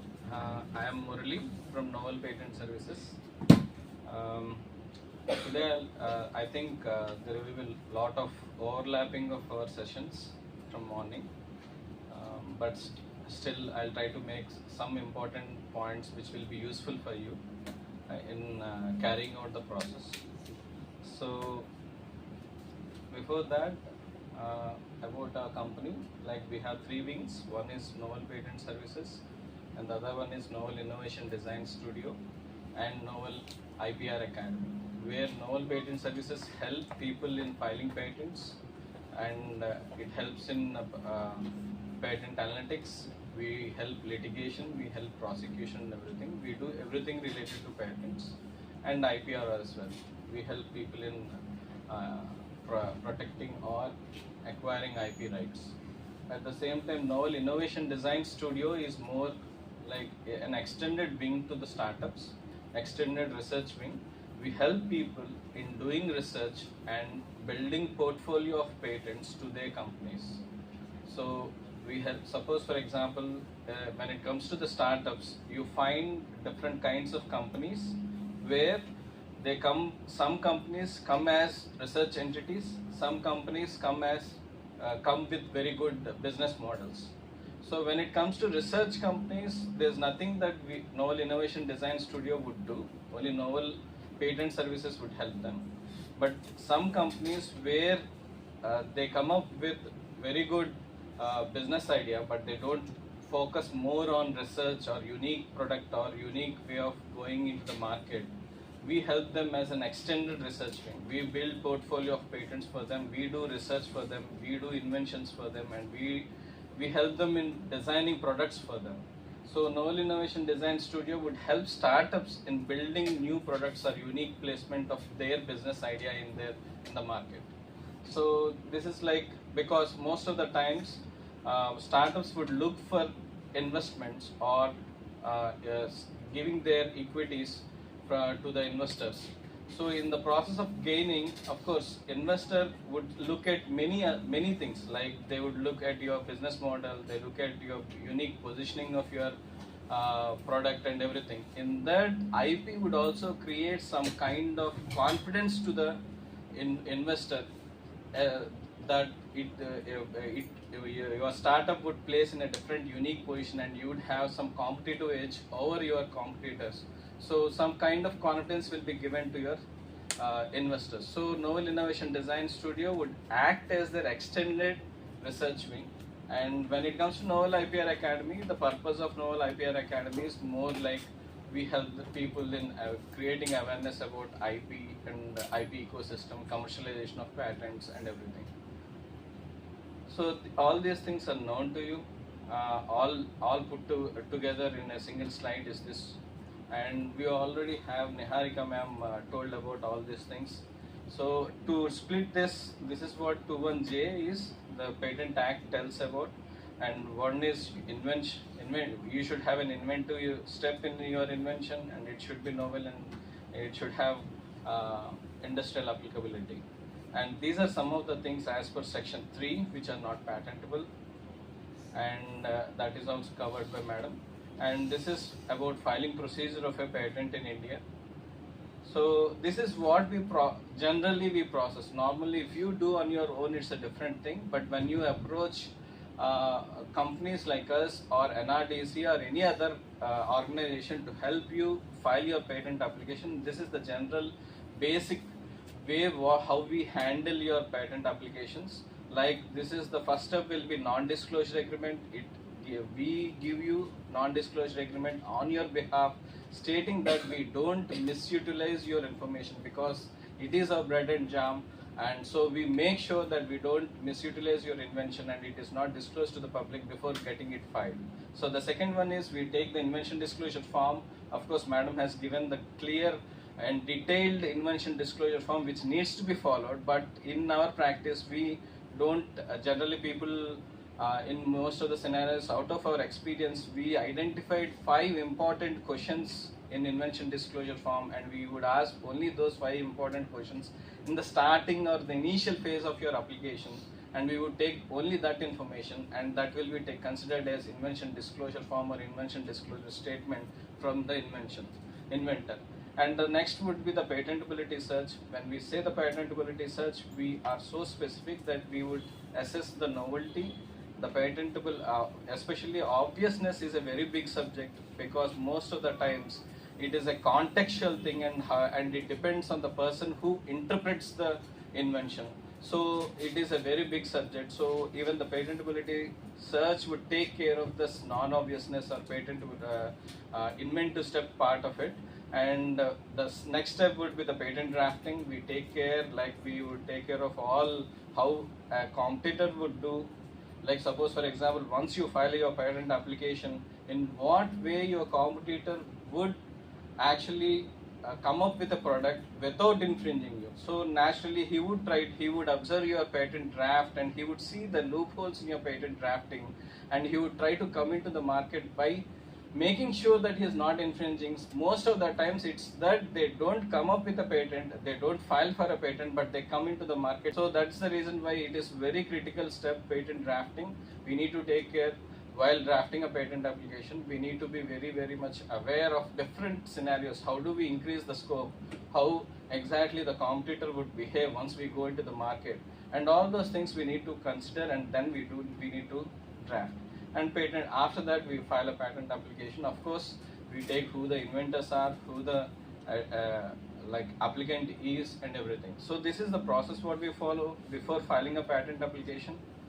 And this is a general process what madam has already disclosed. Like first we file, if it starts with a provisional application, then we need to file it complete specification. Otherwise it can start directly with complete specification. Then you would get a FER, first examination report, and then we would reply to that first examination report.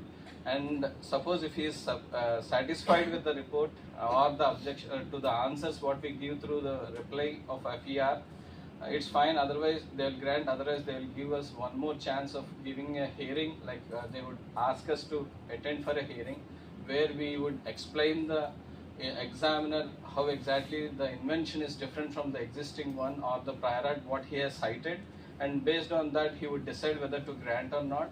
After grant, again maintenance will be there. This is the general process what we would see. And inventor and assignee, madam has covered already. And any person who has contributed can file a patent application, can be an inventor. But when it comes to applicant, it is generally organizations. If you file through an organization, so most of the times you would have policy. And when it comes to the inventor itself, he himself is the person who will be the owner. Suppose he is not working in any organization, he is filing on his own, so he will be the applicant. The person who filed the application will only be the applicant. So while filing patent applications, these are the general categories of applicants. One is natural person. Suppose if I am an inventor and if I file on my own and I did not go through any organization and I did not work in any organization and I want to file my application on my name, then I will be the inventor and the applicant will be the natural person. That means individual like me. So I myself will be the natural person. And when a startup files, inventors will be different. The company, the startup will be the startup, and small entities because why do we need these categories is the fees will be different for each of these categories. So there are natural person is one of the categories, startup, small entity, education institutions, and all. Other than all these three, rest of the things would fall under other than natural person. So this is how we, while filing the patent application, when we file through a web page or through login of our patent agent or patent attorney portal, this is how the categories will be displayed. So normally for administration of your patent system in India, for patents especially, you have 4 offices in all these 4 cities like Mumbai, Chennai, New Delhi and Kolkata. Of course, our region would fall under Chennai. But in recent past, because everything was centralized, like it is like software has come, most of the times people who are there in the Kolkata Chennai office would be answerable to our applications in the initial stages. But the software, while when it comes to any a problem with respect to the numbering or inventors listing in the application and everything, again Delhi office would answer because software is there. And now, and when we file patent applications, what would happen is, suppose for example there are 1 lakh patent applications in mechanical engineering and 1 lakh applications in chemical engineering and 1 lakh application in healthcare devices or something else. And based on the examiners available, it will be centrally routed based on the serial number. Suppose for example mine is 99 and the now 99th patent is being examined, and now whoever is available, like suppose for example someone who is sitting in Kolkata is available right now because 99 has come. So though my region belongs to Chennai, my patent will be allotted to the Kolkata office. Or sometimes if someone is available in Mumbai or someone is available in Delhi, it will be automatically will be assigned to the examiner who is sitting in those regions. But most of the times, for easy administrations, these are the basic offices which are there.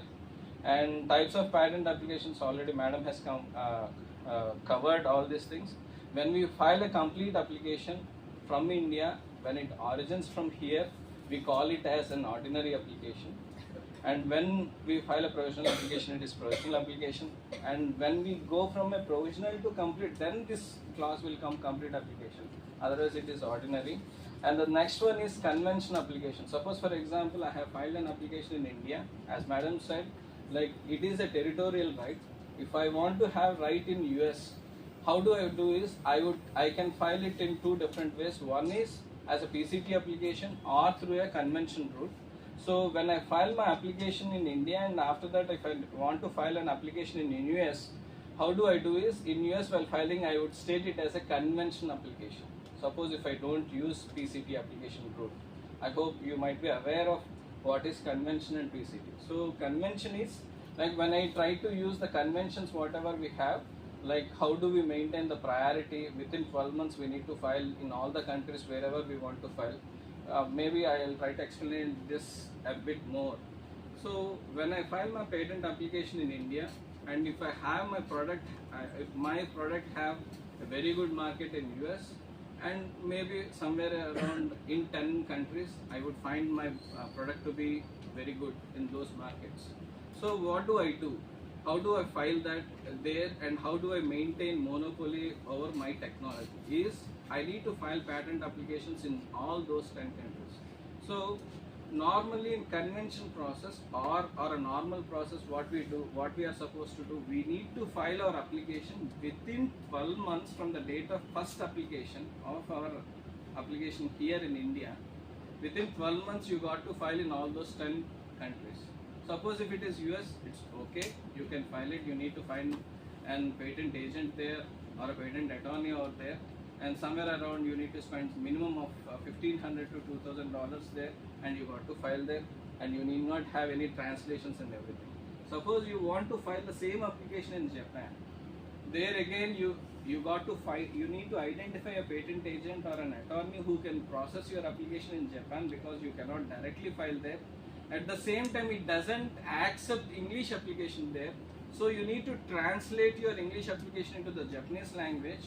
For that they charge, and you got to file there. Suppose, and if you want to file your application in Germany, again you need to do a translation into German language and you need to file. So all this process needs to be completed within 12 months, where suppose for example I came up with an invention. To maintain the priority, I will be filing my application immediately in India. So now I don't have any idea about the market, what would be my where my product will be, where my product would have a good market. So now after filing the application here, now I want to explore in different countries. Now I need to evaluate where my product would have market. So I need to do some due diligence. It would consume some time. After identifying those countries, I need to file in all those countries.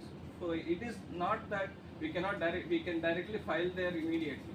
We need to file through an attorney or an agent there, and we need to get it done. So again, identifying those persons is also important. Then we need to complete translations process. And they don't do like Indians. Like suppose for example in India, suppose if you come up with your request stating that tomorrow morning I have some meeting, can you do something? Or within 3 days I have a meeting, can you do something? So in order to have the business, we might accommodate, but in rest of the countries, most of the developed countries, they don't accept it. They go in a normal pace. Minimum, after getting ready of your application in every form, they would ask us of minimum 5 working days to file a patent application in their patent office. So it is all a time-consuming process. Sometimes you need more money in just 1 year. You need to do many steps in just 1 year. So sometimes it is not feasible to file convention application within 12 months in all the countries wherever you want monopoly. So then there is another route called PCT, where you can just file a PCT application, just a single application, where somewhere around more than 145 countries are the members of that PCT system, more than 145. You can just simply select all those countries and file a patent application. You will have this priority date for a period of 30 months on an average. Some would allow 30 months, some would allow with fine even more than that. But normally it is 30 months. You will get some 30 months time, and then you can go into each of the countries and you can process the application. So there are 2 ways to file a patent application.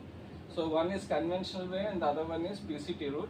So when it is filed through a conventional thing, suppose for example an inventor has filed a US application and he wants to file in India, that will be considered or named as conventional application in India.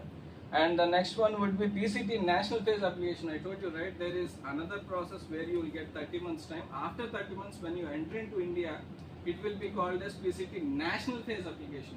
Till that date, it is an international application. Then it would, when you pay fees in India and when you file patent application in India, then it is a national phase application in India. So PCT national phase application will be that. And the next one is divisional application. Sometimes knowingly or unknowingly we will be filing more than one invention in a single patent application. Then the examiner would advise us to file 2 different applications. So then when we divide those applications into 2 different patents, then it will be called as divisional application. And this is generally advised by the examiner.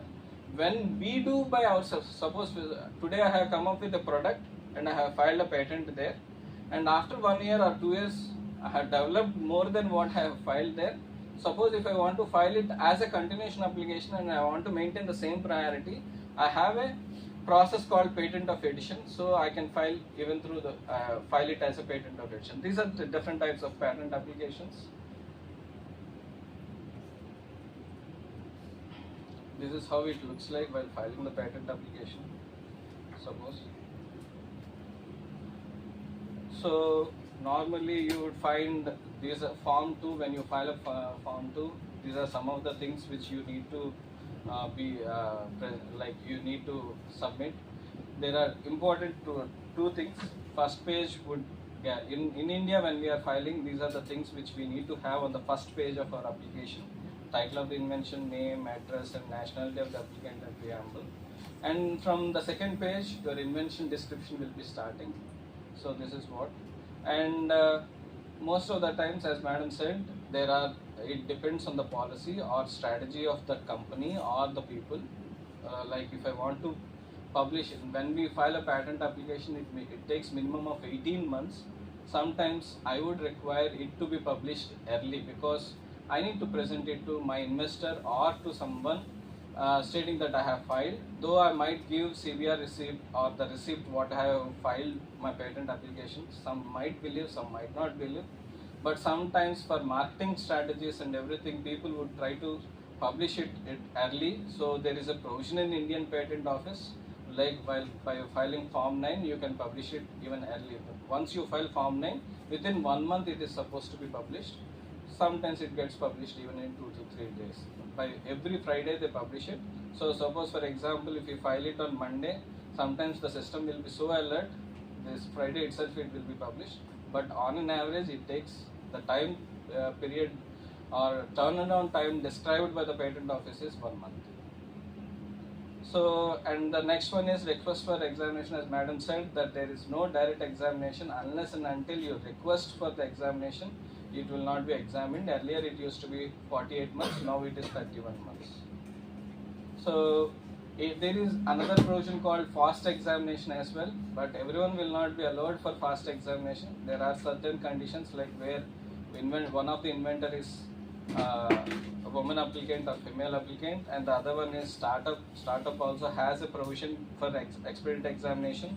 And while filing the patent PCT application, if we select India as the international search authority, then we have a right. And then some of the government, especially government funded educational institutions, will be given has the provision for availing this expedited examination. As madam said, like 1 year is one of the thing, and some of the applications got granted even within 3 months in recent past. This is how you go to your patent office database, and if you see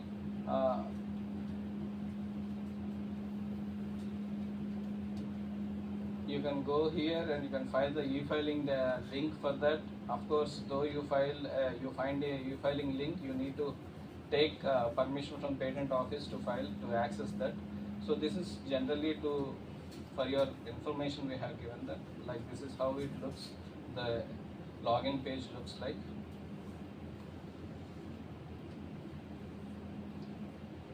So when you file a new application, you have in the left column all the applications which we need to, like in all the forms or different things what we can submit to the patent office. So these are general different forms which we require while filing a patent application. So one is Form 1, where the details of the applicants and the inventors will be there. And Form 2 is complete specification or the description of your invention needs to be there. Statement of foreign filing, Form 3 needs to be there. Like I'm the true inventor, and if I file in other countries, I'll update you. Like that statement we need to submit them. And declaration as inventors that you are true and first inventors of your invention. And the next one is Form 26, power of the POA needs to be submitted. Like suppose for example, if you file through us or some organization, you need to give the power of authorization to the patent agent or the patent attorney stating that we can act on your behalf. And Form 9, if required, if you want your application to be published early, Form 9 should be there. Form 18, now these days, because after 48 months or after 30 months, we might miss that filing that. So generally we are suggesting people to file request for examination while filing your patent application itself, so that we can keep our application in the line immediately the moment we file our application. But in earlier days, like before 2 years, it's like we used to wait for 48 months or 30 months.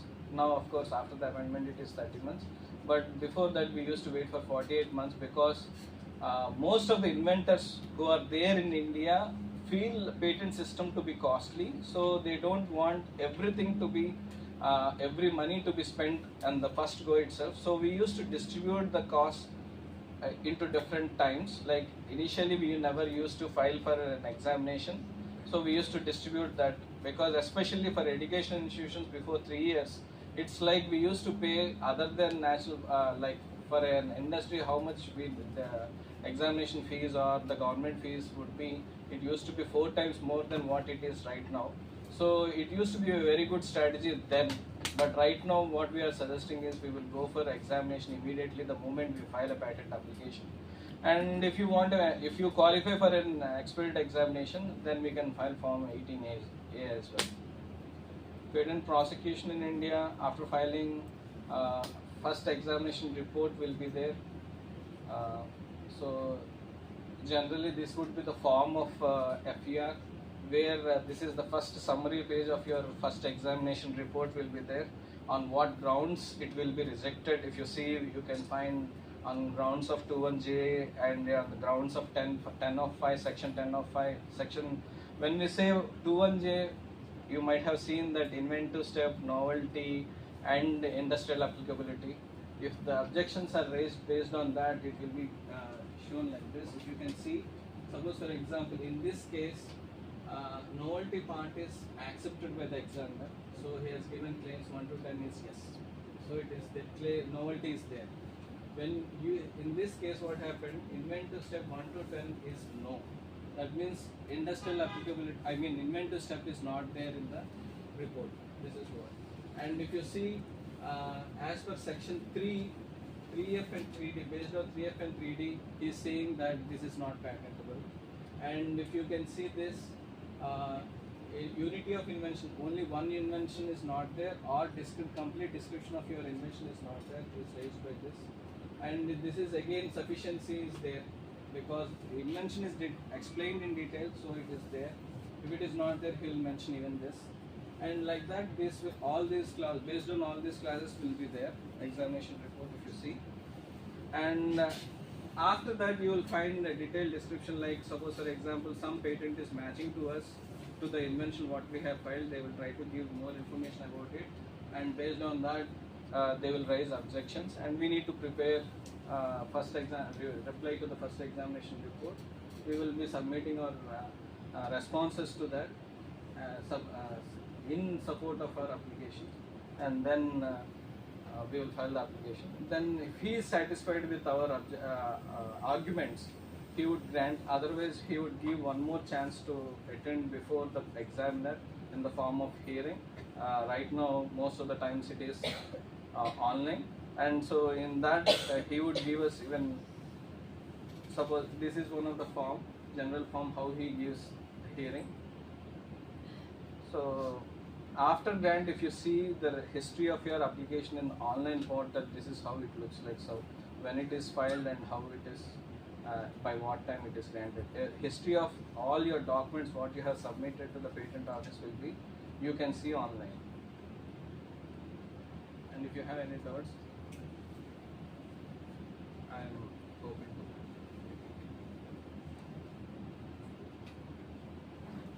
Oh, these are your offices. Yes, not patent. For patent application and for patent examination also, we have to pay the money. Yes. In how many stages you have to make the payments? So the government, it will be up to patent examination, sir. After grant, again for maintenance, you got Maintenance. in India. If it is in US, examination you will pay in the starting itself. After grant, he would give us notice of allowance, and he would suggest how much fee we need to pay. Then we need to pay the notice of allowance fee. Only then he will. But it is better to apply through PCT application, is better than the conventional. Generally, when you are so clear like where your markets are, so, and if it is less than 5 countries, we always advise you to go for a conventional application. And when you want everything to be processed in a very less time, and when you want time, like suppose for example, I'm a startup here in India, I have very good product, but I don't have money to pursue my application in other countries. So then I generally go for PCT. In those 28 months or 20 months, I will try to find an investor, and I will try to sell, give it as a license or something. I will do some arrangement for my money. The PCT, in case of PCT application, the system will take care of for all the countries that Yes. TT countries. Yes. That is better, I think. Instead of going and searching the individual attorneys in each and every country and paying this one, I think may be somewhat better, I think. It is my opinion. Yes, sir. But the problem is PCT system would give you only time. After 30 months, you got to search for attorney there for each and every country, and you got to pay the fees for each and every country again. It is that if you want to buy time, it helps you to buy time. Like you got to complete in normal process, you got to complete it within 12 months. But when it comes to PCT, you can have 30 months. That's it. Only those 18 extra months you will have. That's it, sir. But rest of the process will be same. You got to identify your attorney. You got to pay fees for each and every patent office. And suppose if there is translation, you got to do. Both cases it is the same. Like you need to pay the fees for Yes, the sir. translation. And all. Yes, sir. Again, you would have an extra fees of PCT. Suppose for an individual, it will be somewhere around inclusive service fees and everything. It would be 25. Suppose if it is a company, it is more than 1.25 lakhs PCT application. If it origins from India, and if it origins from somewhere else, though you are an Indian citizen, if it origins from Australia, you got to pay even more than that. Is there any other mechanism that one country, in one country if you apply, sir, it will be applicable to all the PCT countries? No, sir. Because suppose for example, we only will be there. Suppose US has granted a patent application and they would ask us to abide to the rules what they have granted. You will not, it is against to our freedom. So generally every country would grant their own patent. So only then it would have its right, you would have your right in that geographical situation. So there is nothing like that. Only thing is you can maintain the priority of it through these systems like either conventional or PCT system. Yes. Sir, invention disclosure, where can we find it? Invention disclosure is nothing but describing your invention. When you are trying to file, suppose if you are a student of an Andhra University, when you approach IPR cell here, they would give you an invention disclosure form where only those 5 questions will be there, you can answer that. And suppose if you are approaching NRDC, they would give, or if you are approaching us, we would give, or if you don't want to reply to any of these questions and you just wanted to explain your invention, you can give even just that as well. Sir, if I file a PCT application and then now I want to nation, so I will go nation business. So the same application will go, right? Can I change the application? Like most of the times these days we are changing claims. We can change the Yes. so as per the country we can change. Change the claims. And even the format also we are changing. But of course, But they it's would up to examine the also, scope and is it up to the inventor, is it up to the applicant, or we can just use the same application ma'am? we can use the same application ma'am, but especially these days in US what is happening is if the format is not as per their this thing, they are unnecessarily levying surcharges. So it is always advisable while filing patent applications in those countries to modify the format as per their needs.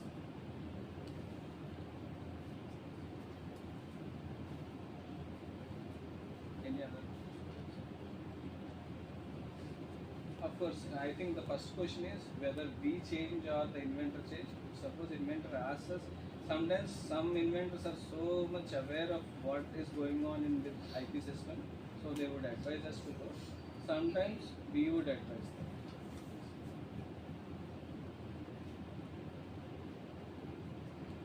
Any other questions? Thank you.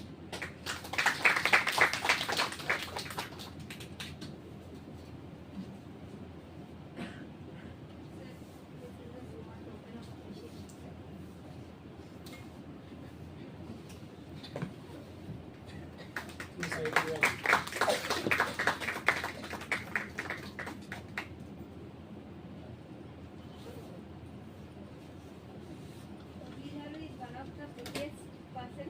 No. And then only Vishakhatam, thank you so much for being here sir, despite of your busy schedule. No, thanks for giving me an opportunity to talk before you all. You have monopoly in this state. It is all because of your consideration. So I think the session is over now. I thank all the participants for being here and being so energetic throughout the session.